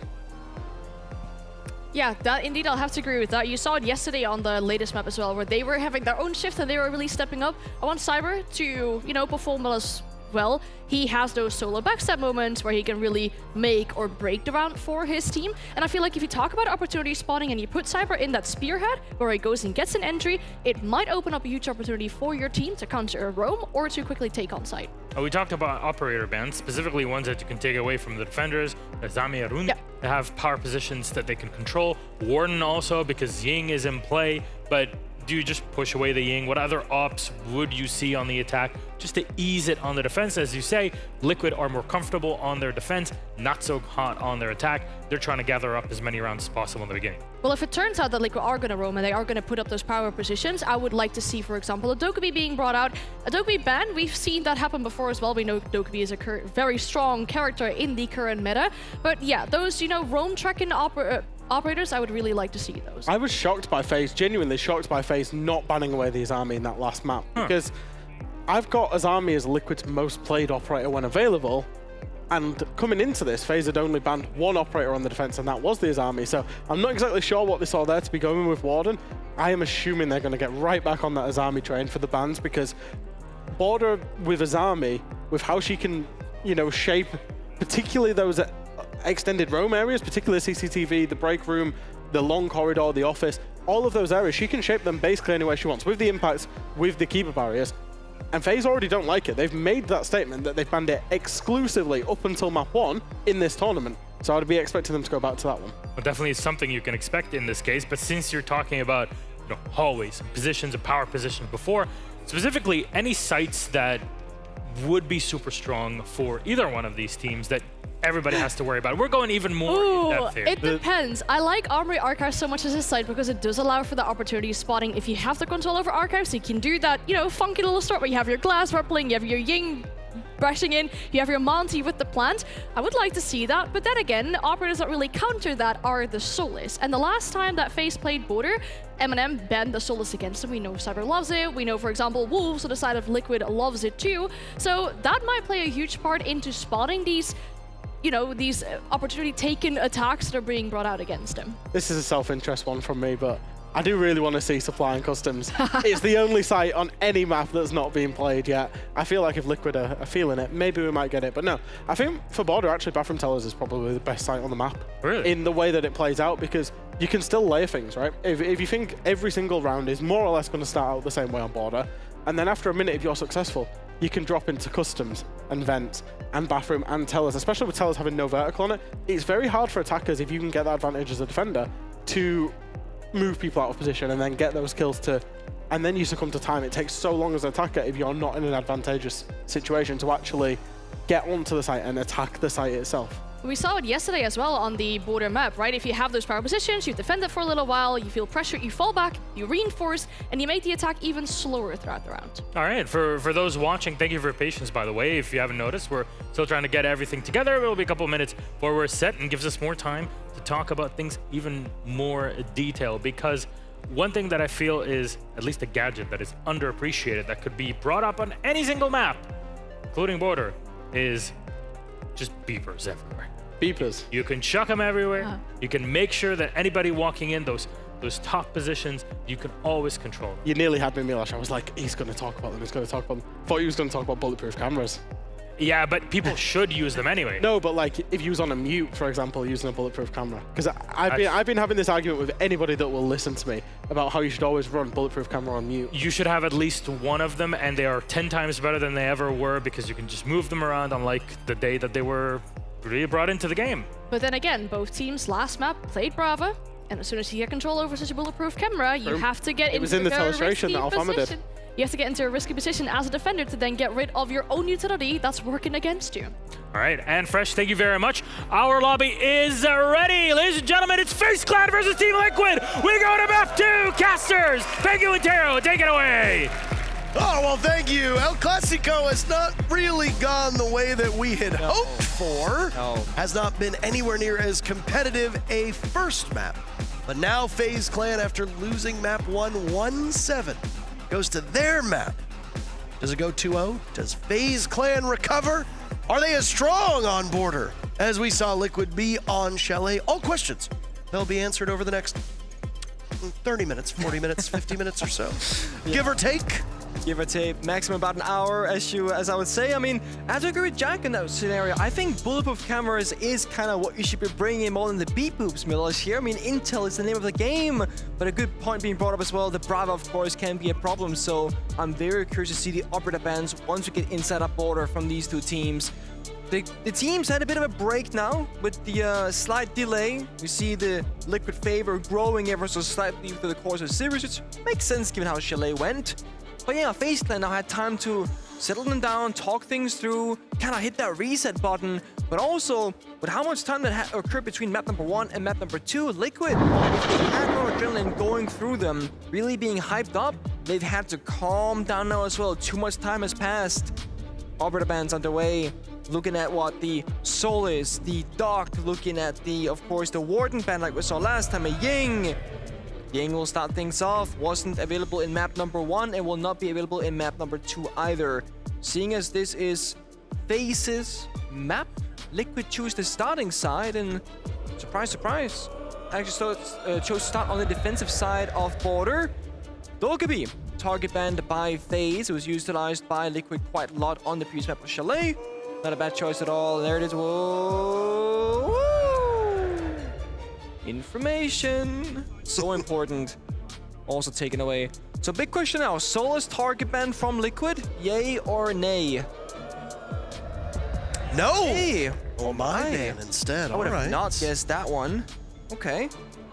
We have a different Border approach here. A lot of key operators are available, both the Solus as well as the Asami, the Munti, the Osa. You have a couple of different key operators to play around. The Mira, of course, also being available. Not always played on Border, but certainly can be if you got the right tools and strats for it. And we'll see it, at least for now, both the Mira and the Munti in the opening round. Things will start off an Armory and Archives bomb site for Liquid. Now to break some walls, reshape and restructure things around to their liking. Curious where the Mirror windows will go. If it'll be an armor extension with CCTV control, what they'll do. Is that a bulletproof camera being slapped in the middle of the floor in Armory by Paolo? I believe it was. It's very interesting. In Armory? Yeah, in Armory, in the middle of the floor somewhere, there's a bulletproof laying on the ground. Right there. Just looking at this ceiling. I mean, you can turn it now, so you can see both into Archives, you can see in towards Armory, I suppose, but that's an interesting one at least. There we go. Fountain Mirror to hold one side, one portion of the map. That's going to be Mirror to number 1. And Mirror to number 2 will be faced towards 90 wall from Break. So this is going to be an extended hold from Liquid, as you can expect. When you look at the Mirror being played here, it's a very old school style of Border from before the rework. You'd normally play a Rook or a Dog in that position with that zoom scope. You get very comfortable with that long range of gunplay towards the east staircase, where we saw the Romer Volps and Oryx playing around as well.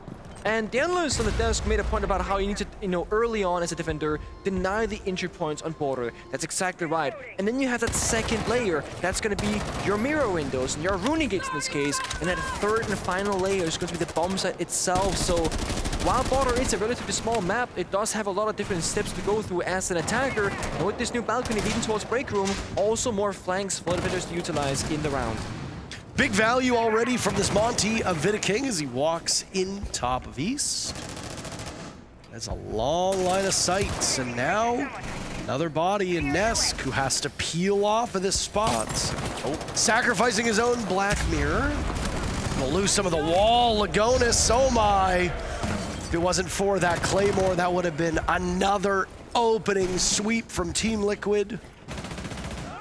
They've been so good at getting these first picks, and it has not slowed down whatsoever, Nick. No, it's not that they're doing anything spectacular to get them. It's a matter of when they choose to do it. They always have the right time to strike, and they always come out either ahead outright or just ahead in terms of sheer trading, like 2 for 1, for example. And again, they just find that small window of opportunity. And now, again, FaZe playing from behind to start things off. And Vidaking on the Monty is going to be that pillar operator for the attack that's going to help them move forward into the map. Of course, Volps on the Oryx is on the board, so Vidaking cannot walk too far off because of that Oryx operator. If he dashes into him, that's going to guarantee take him out. Vidaking still holding this position. Nesk needs to be very concerned with it. Volps is the perfect operator to deal with this, and he gets the diffuser as well, looking the wrong way! Wait a minute! Volps removing the heads of multiple players from FaZe Clan, leaving souls to die at the hands of Palu. Team Liquid picking up exactly where they left off on Chalet. What a dominant round. And it comes down to, again, Liquid, they always have the right response. They always solve the problem in front of them. I mean, they were playing 4 versus 3. They don't need to make a proactive play in that scenario. They had fountain control. The crossfires were still there for now. The wall had not yet been breached, and they had the bomb site itself. But again, they choose to go, you know what? We can deal with this. Volps gets actives, runs forward past the enemy line, and they recognize the Monty is relatively alone. The dash on into him, knocks him back. The shield, of course, cannot block any of the bullets, and he dies. Claymore did, of course, find resets in the early stage of that round, but look at this. You walk too far forward with no gun behind you, and you are bound to fall as a multiplayer. Feels like that Oryx's intended use in a lot of ways to be this quick-moving anti-shield operator is often forgotten because, well, that's just when you had the 1.5, not how you would use him most effectively. He was great for getting early long-range picks and then repositioning, making it so it was this never-ending treadmill of map control for the defenders, forcing the attackers to drone endlessly or waste time engaging in the one offsite player. As I pointed out at the time, it's nice to see him used for his intended function. Second defense now goes to what used to be the second most common bomb site. It's fallen a little bit by the wayside. Vents and workshop. Yeah, all about how you play that dynamically. You got one floor up on this top floor, and of course, again, Liquid will extend around and fortify locations with those mirror windows. But while doing that, they're still being proactive on the rest of the map, denying those initial entry points. So FaZe Clan, they want to try and find an easy entry point. They go eastwards, they go Chiller's window, but they're always met with someone swinging, someone applying pressure, making it hard for them. And it's Volps on one side, taking a bunch of damage, but he runs backwards. Now you wish you had a duck. Liquid, they don't in this round at least, so Volps will have to play this with 1 HP left in the round. It's a rough early engagement for him. Puts him in a bad spot, but he's able to at least live for now. 3 kills in that first round. A huge play in the final moments to win the round for his team. Keeping him alive should be high priority. Destruction going in upstairs as Cyber through the main lobby. A waiting room, will be called lobby. Gives his position away, shooting away at that barricade. Very quick that we've seen FaZe be able to get in. And Nade might be able to secure resets. The first one down. FaZe Clan do indeed get very first pick. They've got a cheeky drone in sight. Lots of information on that A-bomb site. Intel is so important, so many soft walls, and of course, even the bathroom rotate as well. Nesk, and I mean, what I've heard, what a beautiful shot into souls! It's not supposed to happen, but Nesk, of course, so great in these gunfight engagements. Cyber has been so secure in this spot. He'll link up with Vidaking. They know exactly where he is. There goes the default cam, there goes the Banshee. Palu guards above. The focus for FaZe Clan will be split onto both floors with a minute to go. Oh, Nesk again? What did they feed Nesk today? Almost getting a third on the Cyber. Volps is still alive. That's what happens when you don't finish off the remainder of him. Nesk playing in this spot. Cyber goes down. Guess who it is? It's Nesk for 3. Handy's the only one in FaZe Clan still upright. He'll have to deal with the jiggle peaks inside of Customs. Lagonas has his attention and gets the final kill. Liquid already making quick work of FaZe Clan on FaZe's map.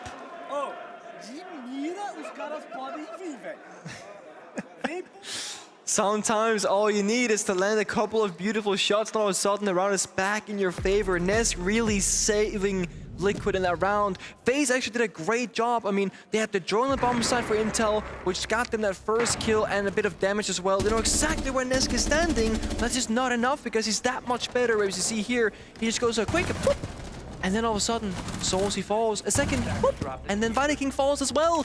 Now, FaZe Clan did have upstairs control. I believe it was KDS on the ace, sitting with that archives wall opened up. They wanted to get into that A-bomb side and plant exactly where Nesk shut them down because they had upstairs hatch control, so the verticality was at their disposal. They couldn't get shut down, at least from there. The only thing that really could stop them was the Gonis inside of Customs, who had one part of that crossfire, and Nesk, like we saw at the server location as well. That's all Liquid they needed.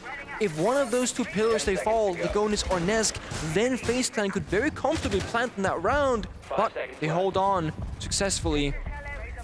Liquid are looking very similar to that of Chalet. Sure, the rounds have been a bit closer, a bit more clutch for Lion than on Chalet in the beginnings, but momentum hasn't shifted just yet. FaZe Clan are seemingly struggling to find success in the early stage of these rounds. Even when they get the opening kill, they cannot convert it into any further lead, any bigger than that. Fighter King and Ganamonti, he's gonna feel very safe because he can't get shot, but his teammates might have the same struggles to get into this building as in previous rounds because, again, Liquid, they're in their face. Resets now on the Vigil, for example. Volps is on Thorn, so much freedom from these players. You're gonna need creativity to win a championship. Cannot hold that against either of these teams. How many drones are gonna get tossed into Reset's position that will know he's somewhere nearby, but not exactly where he is? These struggles on attack for FaZe Clan, well documented all the way back in map number 1. They have not changed whatsoever on map 2. Said freedom for Volps on that operator roll. He's in trouble. And he gets the down. Are they able to secure, though? That is the question. Do they even have information? Lagonis trying to stop it from happening, but he can't get it done. FaZe Clan superior on the entry. The Monty there as well to continue to push in. Nesk will be next in line. It's a glorified 5v3 favoring FaZe at the moment. Yeah, I don't think Volps can be saved this time. Not like Chalet. Thing is, oh, Souls, he wins the gunfight, and so does Viking on the injured member of Volps. So now it's back to Nesk and Paolo, that duo, a 2v5. There's a Monty on the board, though. That's the bigger problem. I don't know if this is a round where we can see it happen for them. There goes Palu. Nesk in a 1v5. FaZe Clan looking for the first flawless round. Won't get it. Nesk gets a kill. Nesk is just something else today, isn't he? 2 more picks. The Razor Bloom goes off to get a kill. It's a 1v2, and Nesk has intel on the plant. There's only one impediment. It's him versus the Monty. Can he get this done? Onto the diffuser he goes. You need to bait him out. And he's done it! He'll hop onto the diffuser, but Viking should be able to break it in time. Nesk in this standoff yet again, but he's forced the Monty in. Just needs to dance around him, doing damage in the process. Viking versus Nesk. Oh my, this is tense all the while. The clock continues to run. Nesk a little perplexed by that one. The shield goes down. Nesk sticking it for now. Viking playing for time. Nesk only has a short period to get on it. And there's no stopping FaZe. It could have been one of the most impressive plays we've seen of this entire event. But Nesk just falls short. FaZe Clan gets on the board. Yeah, and you can see from Nesk there, he knew that was possible. So now he's trying. I mean, he played it so well. The Asami barrier went down, blocks it for a bit, but the second one didn't activate it as he missed it on the door frame. There was a frost mat right next to the door as well. I was thinking for a second, maybe if Nesk can kind of lure Viking into that mat, that could be the round-winning play, and he almost did it in the early stage of it, but it's so hard to play. There it is right there. Monty almost walks into it 2 times, but it's almost impossible, if not impossible, to beat a Monty 1v1 unless the person on the Monty operator makes a huge mistake. Keep that shield extended, and then as you saw, when Nesk goes to defuse, you can kind of unextend, threat the ADS, threat the hipfire, threat that melee punch to take him out, and the time, of course, favoring the attackers, but that was almost a 1v5 clutch assisted by the Razor Bloom of Thorn that came into play in that round. Volps might have been dead, but his utility's still doing good work. Would have loved to have seen that clutch get pulled off by Nesk. Not because I'm a Team Liquid fan, but simply because seeing those types of moments make these events all the better. Nesk was actually the first person ever to do a 1v5 clutch in tier 1 level of play in Seed, so he's done it before. Knows a thing or two about that. I think it was a tweet that came during this tournament saying like Volps was like 14 years old when Nesk like played in Pro League back in the day, and now they're in the same team. It goes to show just how long Nesk has been playing for and how many different iterations of Siege and the meta and the roster that he has survived throughout. And not just survived, he has been one of the top performers for his team, in his region, in the world, time and time again, at every turn of Siege, every stage of it. Still got it. 6-1 so far here on Border in the first 3 rounds. Of course, 3 of those 6 kills came in that 1v5 attempt that we just saw. It's a wonderful attempt by Nesk and a thrilling attempt at that.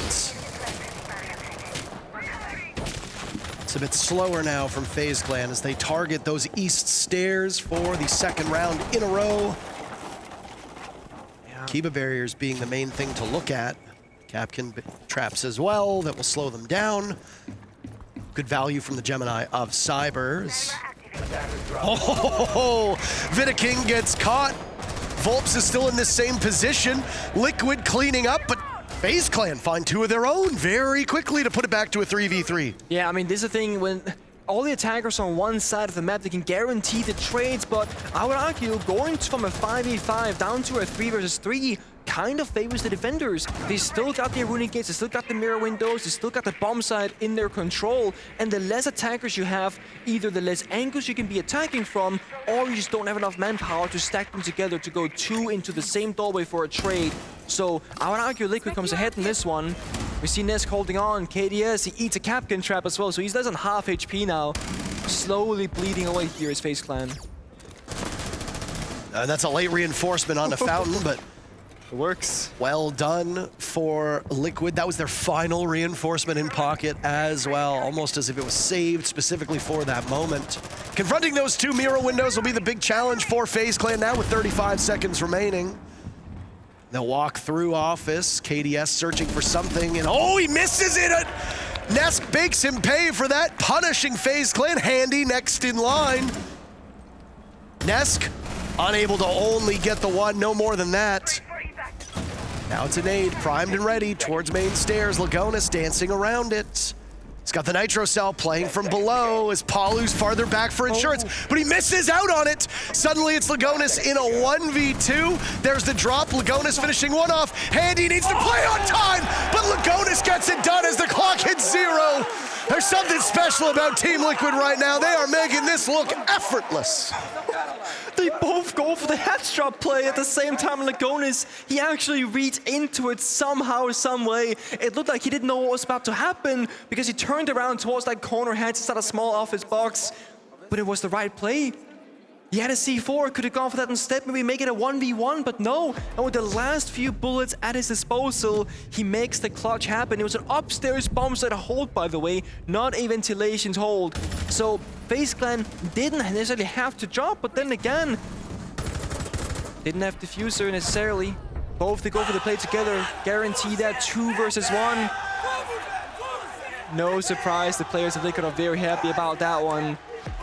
I had the pleasure of talking to Sensei, the coaching staff or supportive staff of Liquid, between map number 1 and map number 2.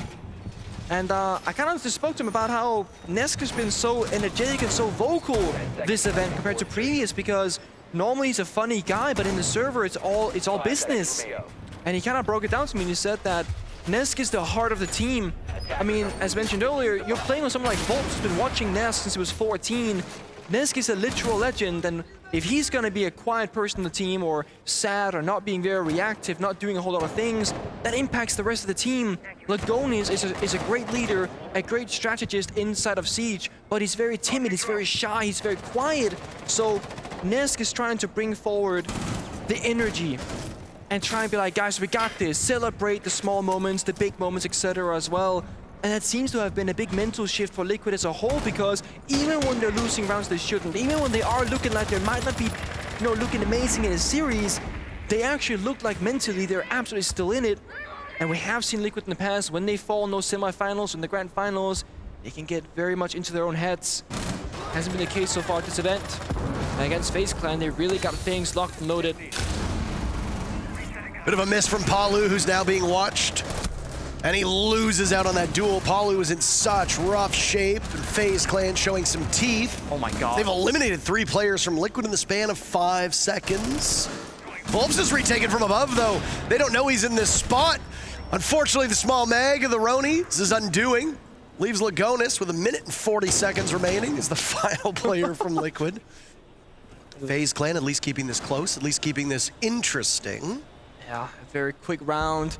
If the Roni had more bullets, maybe he could have made it a 2 versus 1 for Lagonis here instead, but it's going to be up to the GOAT himself to get the 1v3 clutch instead. But there's so much time. You see FaZe, they're playing it beautifully. They haven't even dropped yet. They just lock him on the bomb site. Where do you go if you're Lagonis in that regard? You don't go anywhere. You go to the next round, and that's exactly what happens. FaZe Clan pick up their 2nd round in this map. And by doing so, have bested their tally on Chalet, where they only got a single round. I suppose they have, yeah. This is their map pick. They should. What do you mean you suppose they have? I mean, I suppose. There's nothing to suppose. It's just objectively right. I mean, I was like, no, you're right. I mean, it was a 7-1. Thank you. Yeah. I appreciate you. You're always correct, even when you're wrong, Parker. Now, what went wrong with this upstairs hold, Nick?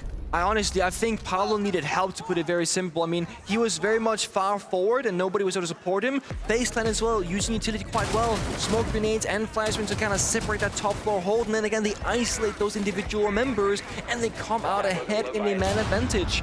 Normally when FaZe Clan go for these mini executes, it's them losing 2 members, only killing 1 from Liquid, so it's them playing, 3 versus 4. But when they come out ahead, when the mini execute works and they commit fully to the plan, that's when they succeed. I would almost go as far as to say that FaZe need to believe in the same cause right now, because they are playing more split up and more separated than that of Liquid. And those small moments is what can define these rounds, especially when you have Volps, Nesk always going really aggressive in the early beginnings of the round. Look at the kill pool right now. Reset 0 kills, Paolo 1 kill, Nesk and Volps, they have 8 each so far. If you shut them down as FaZe Clan, if you expect that aggression denied, that could be very defining, and look at this. You read into it. Goodbye, Palu. That's a good thing that you've got both Nesk and Volps carrying the weight. Palu's so used to being the top performer on Liquid, maybe he's getting a little bit too cutesy in some of these engagements and getting punished for it by FaZe Clan. I mean, it is good. FaZe Clan, they played slow. They recognize that usually Liquid will try and make a play. We'll wait for that play to happen. We'll get that opening kill, say, yep, thank you very much, and then play the round 5 versus 4. And now Liquid, they're almost forced to make another play again, because otherwise things could just kind of slip away. When you lose that early member, a lot of things that happens as well is that you lose a lot of time on the clock because you have less ground to cover as a defending team. You have less crossfires you can establish to shut down, for example, Vatican on the Monty. So FaZe Clan can make relatively quick work with this. They got office control, E-stairs. They got almost all the things they truly want above. Bomb site is downstairs. That Taylor's bathroom bomb site. So they still need to work the hatch, work the lobby portion of the map as well. But they also have half the round to go. Plenty of time, plenty of options. Liquid have to launch the strike at some point, otherwise, surely they should slip away from them. Crucial final round for FaZe Clan as they look to tie things up with Liquid, allowing Liquid to take 3 rounds in the first half. Might not be the start that FaZe wanted, but if the numbers are to be believed, Border is the 3rd most defender-sided map so far through this entire event. The fact that Team Liquid hasn't been able to close out this first half just yet, obviously, is not ideal. Diffuser going down, and it looks like Liquid know this. But do FaZe have the coverage? It sure seems like it. Lagonis can't get over in time. There's the Monty to pull up the shield. Liquid's only gotten a single kill, but they are in trouble because that shield operator will breathe down their neck. Well, Lagonis and Nesk might as well be miles apart. On the diffuser, Nesk watching and perfectly executed by FaZe. We got ourselves a ball game. 3-3 the first half. Yeah, and that's exactly what I mean. You have to fight for space somewhere on the map as a defender on this map of Border. You can't give up everything for free because, as we saw, if the attackers, they get office control, archives control, they just gotta walk into lobby, into the bomb site, or drop that bathroom hatch, and then they can start planting. And the Monty simplifies this process even more because you got that extended shield. You can just freely drop. You don't gotta do all the drone work and check every single corner. You can drop, get that diffuser down, play the post plant, and they do just that. Of course, that opening kill onto Paolo jumping out the archives window, that's kind of how it begins. And in a similar fashion, Liquid, they can't help each other. Also how it ends. Talking about those stats of this being a defender-sided map.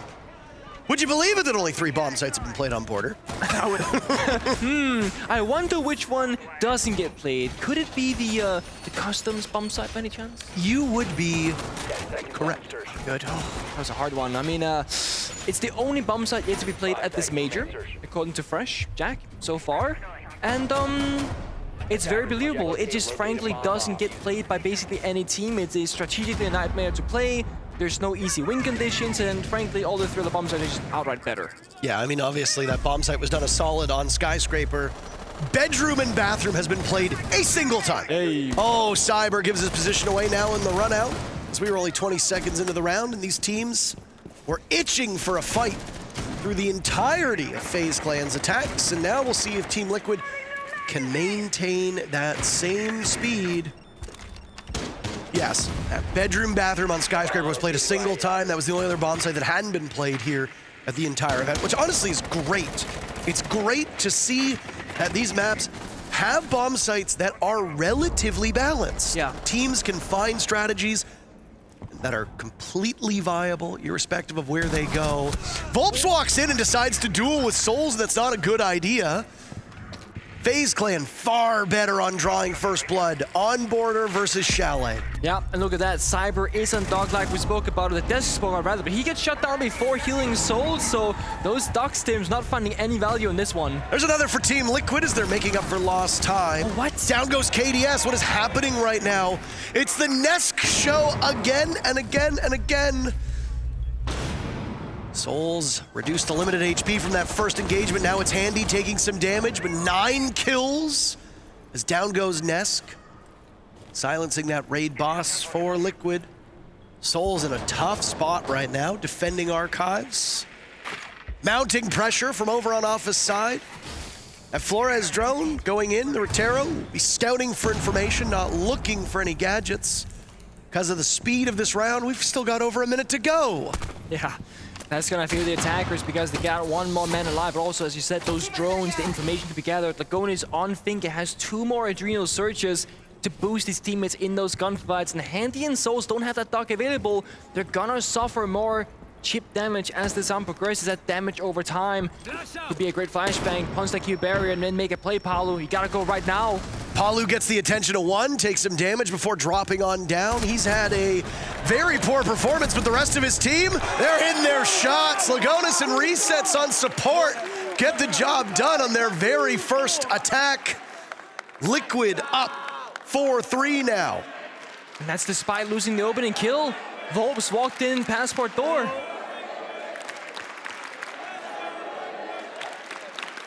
The crowd buff, the crowd support. Not synchronized though.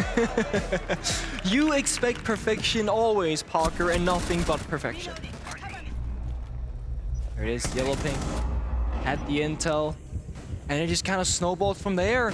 Ness doing so much work, but it might have got the better of him. Swinging that area wall there really made things more difficult for Liquid than it had to be, and they went from a 4v2 into a 3v2, had to take a step back, drone further, not risk losing that round that they had, done so well in. Sometimes all it needs in maps like Border is a single hero in an individual round to open things up, because once you build that momentum, you get that kill like we saw, and you kind of storm through the map because you have that drone intel, you can gain a lot extremely quickly. And I think that's a big difference between Liquid and FaZe. FaZe, when they get something, that's their line. That's exactly where they want to stop going. Whereas Liquid, they always build past what they want initially. Like we saw there, the information is on the dock of Cyber inside that security. But the second they get that kill, they don't stop at the line. They go past it. They want Fountain, they want Armory Wall, they want Archives, and they just keep pushing forward because they set up so far ahead of themselves. And when you have someone like Ness that can just walk in behind that drone with confidence, that's how you can really quickly gain map control in these rounds. Yesterday we got to see in the G2 game, touched on it back in map number 1, is that the depth of Liquid has never been as good as it is right now. Palu going 1-4 would usually be a storyline unto itself. Yeah. But it doesn't matter right now, because the rest of the team is able to pick up the pieces. That can be all the difference at this level. As for FaZe Clan, it has been a pretty bad day for Cyber. He is so often the win condition for this team.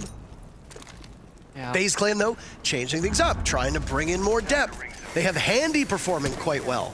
But outside of that, despite this scoreline, the rest of FaZe Clan haven't been that good, which is honestly goes to show you it's been a team effort for FaZe. Oh my! 2 fast picks for Team Liquid, and KDS getting droned out could be next. Scrambling over towards Armory, and there he goes. Spotted and finished off. This is ruthless aggression from Liquid with half of the round to go. And they'll get a 4th. A flawless round for Liquid done in 90 seconds. there are two different types of flawless rounds. There's the one where no one dies in one team and you kill all your opponents, whatever. But then there is a literal flawless where you do not show a single weakness or a single issue in your attack or your defense. Liquid, right there, that is a perfect round of Siege. They had all the right angles covered at the right time by the right people, and they act accordingly. When one member gets a kill, someone else always holding the flank like we saw on the main stairs near the end, so there's no freedom allowed. When the last defender from FaZe wants to exit the side to go for a main stairs flank, we saw Nesk on Ace downstairs holding that double door as well.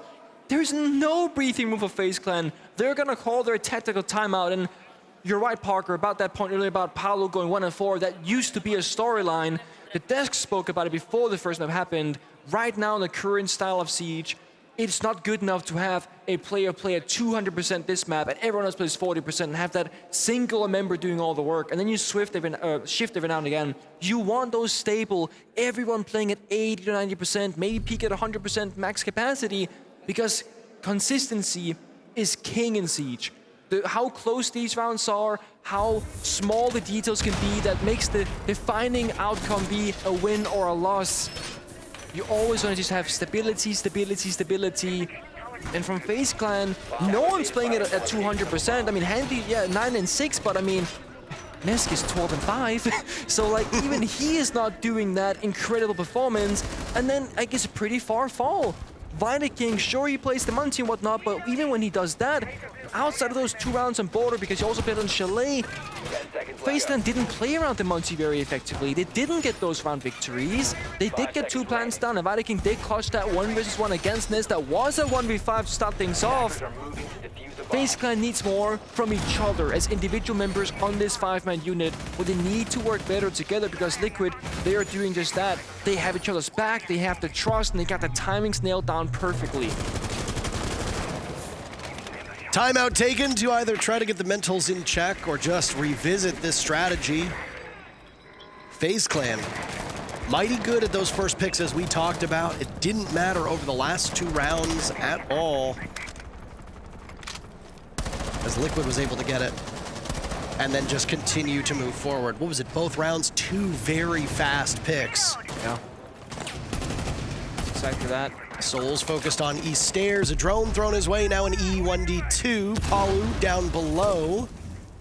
This will be a joint effort from Liquid as they also pressure from that staircase above. He saw that Souls actually get away. Palu could catch this. If there's a drone in that proximity, Palu could find his 2nd kill, and he does exactly that. The head of Souls subtracted from his body. Can't bring him back to life, even if there is a dock on the board. FaZe Clan surrendering that first pick yet again. Yeah, I mean, I think FaZe are gonna really be kicking themselves, be sad about the fact that Valkyrie is gone from the table right now. They need intel to work with. They're walking around thinking the map is clear, but it's not, because again, someone from Liquid is always there at the right location to catch someone on the rotate. They're always a step ahead on Chalet, on border. And these dry peaks from FaZe Clan almost are costing them their lives, because someone is just holding that ankle. You see now with Paolo again, almost found Viking's head too. Trying to lure out these players from FaZe Clan, but Resets now has an idea of where that Legion is playing. No follow-up at the moment. Liquid will juggle the diffuser, allowing KDS to play up inside a fountain. Problem is you're about to lose that hatch from below. Now KDS taking some damage. Cyber firing back onto Palu, and Vidaking good enough for a kill on a Resets. The advantage is now FaZe Clan's. A bit of sloppiness. The drone work from Liquid just not there. Nesk has information, but he's gone. He looks the wrong way. Vidaking hiding behind the desk. Clutter in the way. That's why they tell you to clean your room, right? Down goes KDS to Volps. Liquid trying to keep this close, but FaZe Clan holding the advantage of the final 30 seconds. Yeah, and really good showcasing from FaZe, actually swinging back and taking those confrontations, because it can be hard to feel like you should be doing it when you lose them as often as they have. I do think KDS on the dock has kind of inspired them to take those risks, because if it goes the wrong way, you can still get healed back up. It's a lot of sustain with that dock on the board, as you would put it. Now it's Lagonas softened up. This round for Liquid is just about over, and it is. Volps and Vidaking on a collision course. FaZe win their first round on defense. It couldn't come at a better time. lose, and Liquid goes on to series point. That is quite the long barrel of a very dangerous gun. So FaZe Clan able to win that one. But now they've got to tackle the other bomb sites as well, and that's where the prospect gets potentially a bit too tough. Yeah, things of course are going to change quite drastically on board depending on what you are going to be defending. But again, the early catch, so great from Palu. And then that's all Liquid really got done, because then it's Cyber striking back together with Viking inside of Office, and they find one apiece. And then they, instead of falling back all the way to the bomb site, they actually recognize they have such a strong hold inside of that Office and Fountain position, they just stick around. Because as long as they have that, they will have archives. And then the last members of FaZe, they play inside of Armory. They got the full bomb set under control, and Liquid, they have to confront that eventually, or fall before that in the round. Bathroom Tellers now being attempted by FaZe. They're bringing out a couple of different operators, however. Both the Warden, the Oryx, and the Kaid, as well as a Pulse here. Corey speaking to playing below with that C4 intel. They got 3 C4s in pocket. This is going to be an explosive round, potentially. If KDS can get the correct info and relate to his teammates, that could be some easy kills, but again, Liquid, they must have seen the Pulse peak in the prep phase, because Nesk on the IQ for the first time, most likely to single-handedly play around the Pulse play. A bit of a 1v1 standoff here with utility.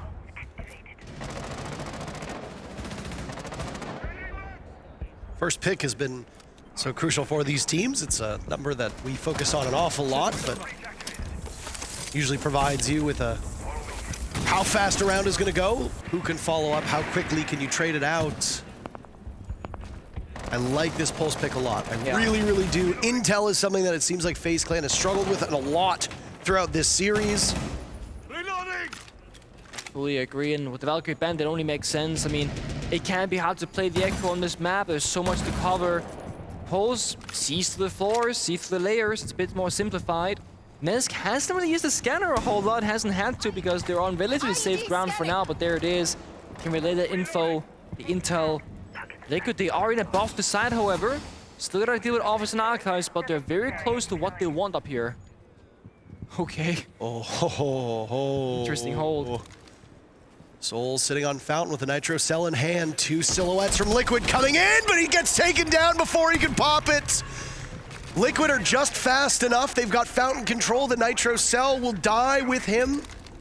Where is the support, though? I mean, I guess FaZe Clan was expecting an Armory Archive attack from the opposite side of the map, and then, you know, Warden had this Fountain position, the C4s do the work from below, but Liquid, they attack from Office. It doesn't have that same soft destructible floor, so they completely circumvent this strat from FaZe. Volps is in an interesting position right now in Passport while the rest of the team goes to work on this Bathroom Teller's bomb site. Poking holes in the defense. Volps has now fallen off of that spot, so it was only for a moment that he held there. Cyber's retaken from above. Cyber slowly coming online over the last few rounds, showing us exactly why he's been one of the best players in the world over the last couple of years. Seeing both Palu and Cyber at full force is quite the spectacle. We haven't gotten it so far today, but there's still time. Oh, I might have spoken too soon about Palu, but hold on, Cyber as well. But he runs flat into Nesk. Team Liquid moved to match point, series point with a quick execute. 1 round away from securing their ticket to the grand finals is Liquid. Phenomenal round again, changing the pace, fast, slow, fast, slow.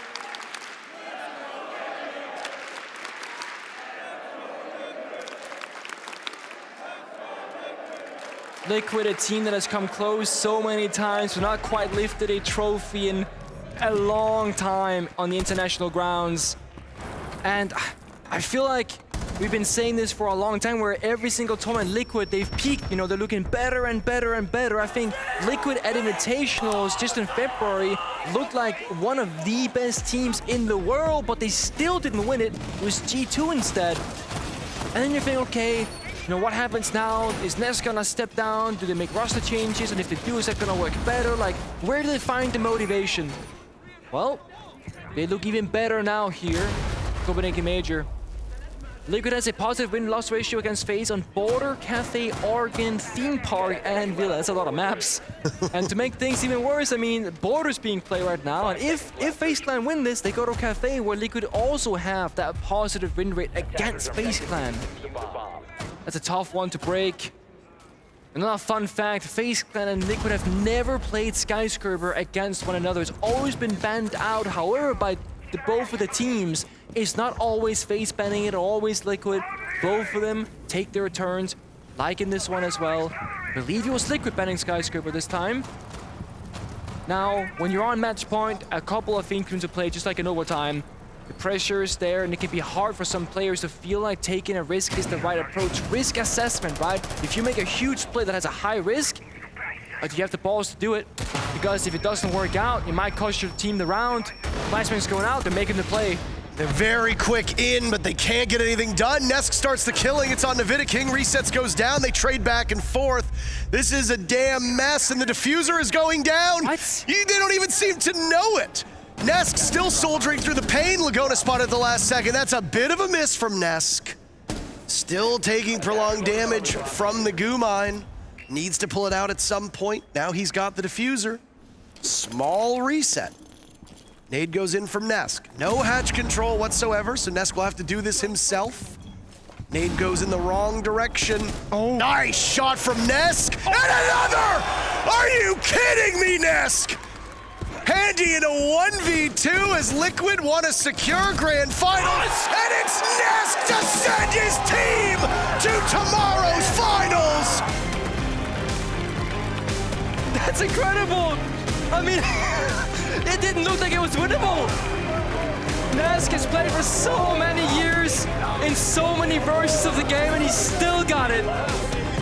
The biggest trophy on the biggest stage has eluded Liquid for so long. Whether it's been SI, whether it's been a major, they've won a single championship internationally, and you know that they are tired of losing. Nesk is tired of losing, Liquid tired of losing. They win El Clasico very quickly, and Nesk looks like the best player in the world again. 7-1 the scoreline on Chalet. It was a statement map, and then a 7-4 on Border. Liquid were in the last major finals. They came up short against BDS. Who do they get? W7M or Sonics? Either way, they've got the rest of the day off, and they look really, really good, Nick. Yeah, they do, and they have so much time to prepare now. Watch this next series and just study their opponent and go with confidence, and I fear for their opponent tomorrow if they keep playing like this. It doesn't matter if it's W7M or Sonics. With that showing from Liquid, they're definitely the favorites right now, but we still got another match to go. Before then, let's hear from your winners down on the stage. Thank you very much, Parker and Pengu. Once again, I can't talk to this man enough. Palu, before I say anything to him, this fan base right here was going crazy for you and your team. Make some noise for Liquid!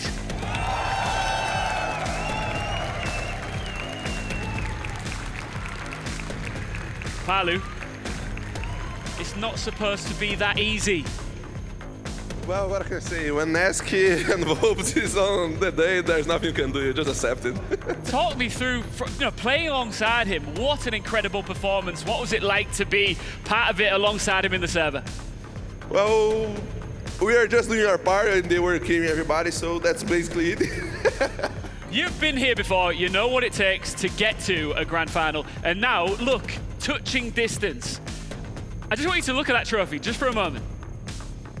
And now tell me, if you do manage to pull this off, after all of the talk around you being one of the greatest players of all time, to not lift a trophy, now you've got your shot, what would it mean? It would mean a lot. Like last time we were here, we lost the finals, so we definitely don't want it to be the same thing. So yeah, as I said the last time, we are doing everything we can, and we'll keep doing it until we lift. Do you want your opponents in the grand final to be NA, or do you want all Brazil? We just don't care. We are going to beat it. It doesn't matter who. Do we think that Team Liquid are going to win the entire thing, everybody? Got to ask, from the perspective of a man who's not doing what you do, and the fans will be interested as well, what does the team go and do from this point up until coming back onto the stage tomorrow? Well, for now, we are going to take some sleep. We're going to sleep a lot. You need it. Yeah. So, and we are going to prepare as we did the last games. We know what we did and it worked, so we'll keep the job. Hugo is doing like an amazing thing as analysis. So, yeah, we'll keep what he's doing and we'll keep it in the track, that's basically it. There's nothing more I can say. So, just to confirm, the spoiler is that tomorrow night it's going to be your hands on that trophy. Definitely yes. Definitely yes. The man says it for a matter of fact. Palu, thank you very much. Congratulations once again. These fans love you. Go and join your teammates behind the scenes, and we will now pick that one apart. Wow. It wasn't supposed to be, like I said, Milos, that easy. No, it did not. Team Liquid made it easy, Ian. Look at that. It looked so good for at least one of our Brazilian teams. FaZe Clan unfortunately bows out of the tournament. Can we get a round of applause for FaZe? There you go. Still, despite the loss, they played fantastically to get here to the semifinals of yet another tournament. FaZe has seen this many times, but Liquid have stood in front of that trophy 1,000,001 times. It feels so far, and they've only been able to pick it up once, but that was way before anybody's times. I wonder how many OGs are still left from that day. Anyways, but let's discuss map 2. And Liquid looked unstoppable. They did, indeed. And as mentioned in the interview, there were two players on the side of Liquid specifically that really stepped up. Vulps was during both those matches, during both maps, really influential. Then Nesk as well. And specifically in that final round, that final 3K that he got to end that round, absolutely huge and so deserved. We were kind of going crazy out of the desk, just a bit getting surprised by that. It was a close match though, because no team really won more than 2 rounds in a row. And I do think FaZe had a valiant effort on their own attacks. They used the Montaigne very well to force that ground, to play those 1v1s out very smartly. Handy and KDS really both put in a very good effort, but it wasn't enough against Liquid today. Jack, you're still at awe of it. I can see. I'm still not. He's back. He's back. Nesk is back, everybody. Just to let you know, if that last round didn't convince you enough, I think, by his standards, I think maybe the last year he kind of not dropped off, but he wasn't the scary Nesk he was. That game there, he's back. This tournament, he's back. The Liquid just look so hungry. It looks like they do not want to go home empty-handed. They're so determined. They're so confident. They've got the counter-analysis. They've got the IGL. They've got the gunners. They've got the recovery of the rounds. They've got absolutely everything right now. And if you ask me, they also have my support in this, because it seems like Team Liquid, like I said, they've been here many times, but every single time, if you remember back to those interviews and the post-winning interviews that they've had, it was still a, we're not sure, we're going to play our best. Paulo comes out and said, yeah, are you going to grab this tomorrow? Definitely. This is the sort of passion and that sort of commitment that we've lacked from Liquid in the past. It's like it's been a mindset change. They've had that conviction now. They've had that winner's mentality almost. We've seen them so many times, and that's something we'll lead in with tomorrow in the grand final is, hey, they've been here 1,000,000 times before, and they always fall short. They look like a different Liquid. Personally, since, I've been working on the analyst desk, they look like a different Liquid since I've seen it every single event. So much more zoned in, especially after that loss against G2, and I think that was maybe the turning moment for them. They'd lost against W7N, they'd lost against G2. They were facing do or die, and since that moment, they came through Phase 2 and have just looked incredible. They look really convincing, and probably in one of the better iterations maybe that we've seen from them in recent history at this point. And another thing that I like, thinking about that game tomorrow, if we see how this ban phase played out, Liquid might have some cards up their sleeve still, considering Cafe would always be their permaban. They've let it come through. They would be okay with Cafe being a potential decider for this map. So the opponent, whoever is going to face Liquid tomorrow, needs to keep that in their mind. Even if it is a permaban for them, they might have still prepped it. They might have still be ready to bring it out, and we need to be ready for that. Did we or did we not call a 50-50 first half and then Liquid improving on their attack? What did you say when we first started? Attacking side wins on border 17%. Yeah. That's awful. Yeah. They sat back, they worked on it, and they were ready for it against FaZe. Exactly, yeah, and we talked about Dokkaebi in advance of this map, how you can use Dokkaebi to, track down these roamers. Dokkaebi was banned, but then instead of Dokkaebi, we saw them use Line, for example, a lot. And Line helps you to have those 1, 2, 3 executes, which we saw on the office window, for example, as well. You run the Line skin, use the Gon 6 to open up the window, throw in the flashes, and immediately you saw the players of FaZe just evacuating office. They were not ready to fight that, not ready to fight the amount of utility that was being used against them. And this is how Liquid just took that map control and forced it in their own hands. I'm going to come back to it time and time again. I think Lagonis, for the IGLing, seeing the game in the top-down vision, and he's so fast, he's moving his troops around the back, even when they're in the recovery position, where they're recovering rounds, where they've lost the first couple of entry picks, how can we find them? And he's thinking about it top-down, moving people around, and it's instantaneous, and his team do it with conviction. I think, seeing Nest there, 17-6, Bulbs 13-7, we're talking about Palu as one of the best people that's ever played this game. They haven't even needed him in that round, in that map. That's incredible. What they've been lacking, like we all say, is a trophy. Yes, winning SI is incredible. That would be incredible for them. I have to look forward to that later on in Brazil, should they continue up with their performance. But Lagonis as an IGL, winning a trophy here in Copenhagen, probably puts him as one of the top legendary or most legendary IGLs, not just in Brazil, but probably in the world. Julio was one of those in the day where NIP were in their heyday. But now you have, I guess, the young guard, the player that went from, hey, I really like to compete in tennis, to I really like to smack people around on the server. It's kind of the same, but a different sport, really, isn't it? It's true. It's true. Just less aces. I don't think you can ace in tennis. You can. Can you? Yeah. Okay. Anyway. I didn't know. Anyways, you know what? Who knows about things in detail?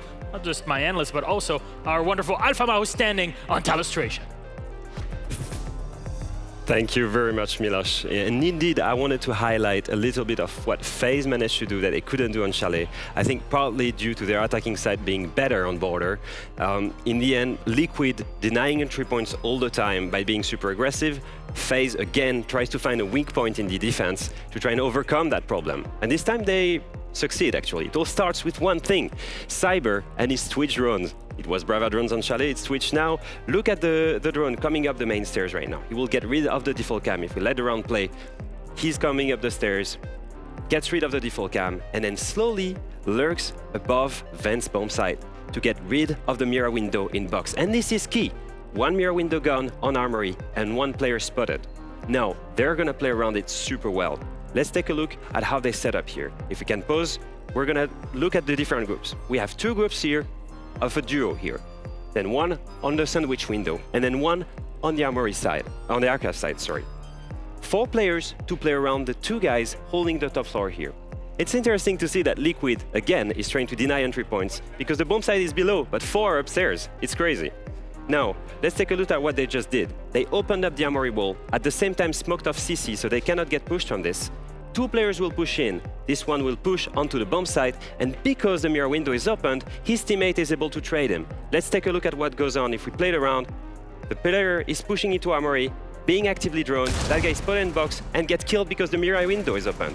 Now they've got the control, he's being actively drawn and kills the archive player, gets traded, but now it's a 4v2. They've successfully managed to take top floor control. One obstacle is still in their way to take the top floor control, this player here. And if you look at the way they're set up, they've got a perfect triangle to try and kill this player from archives, from sandwich window, and from Armory. And they're gonna do it really well. What matters here is that the Armory player will come in and challenge this player at the same time as the archives player is jumping in and ready to trade him. Now, if we let the round play out, this solo player upstairs will get the kill on the Armory player here, but then gets traded for the archives player. Perfect trades played again.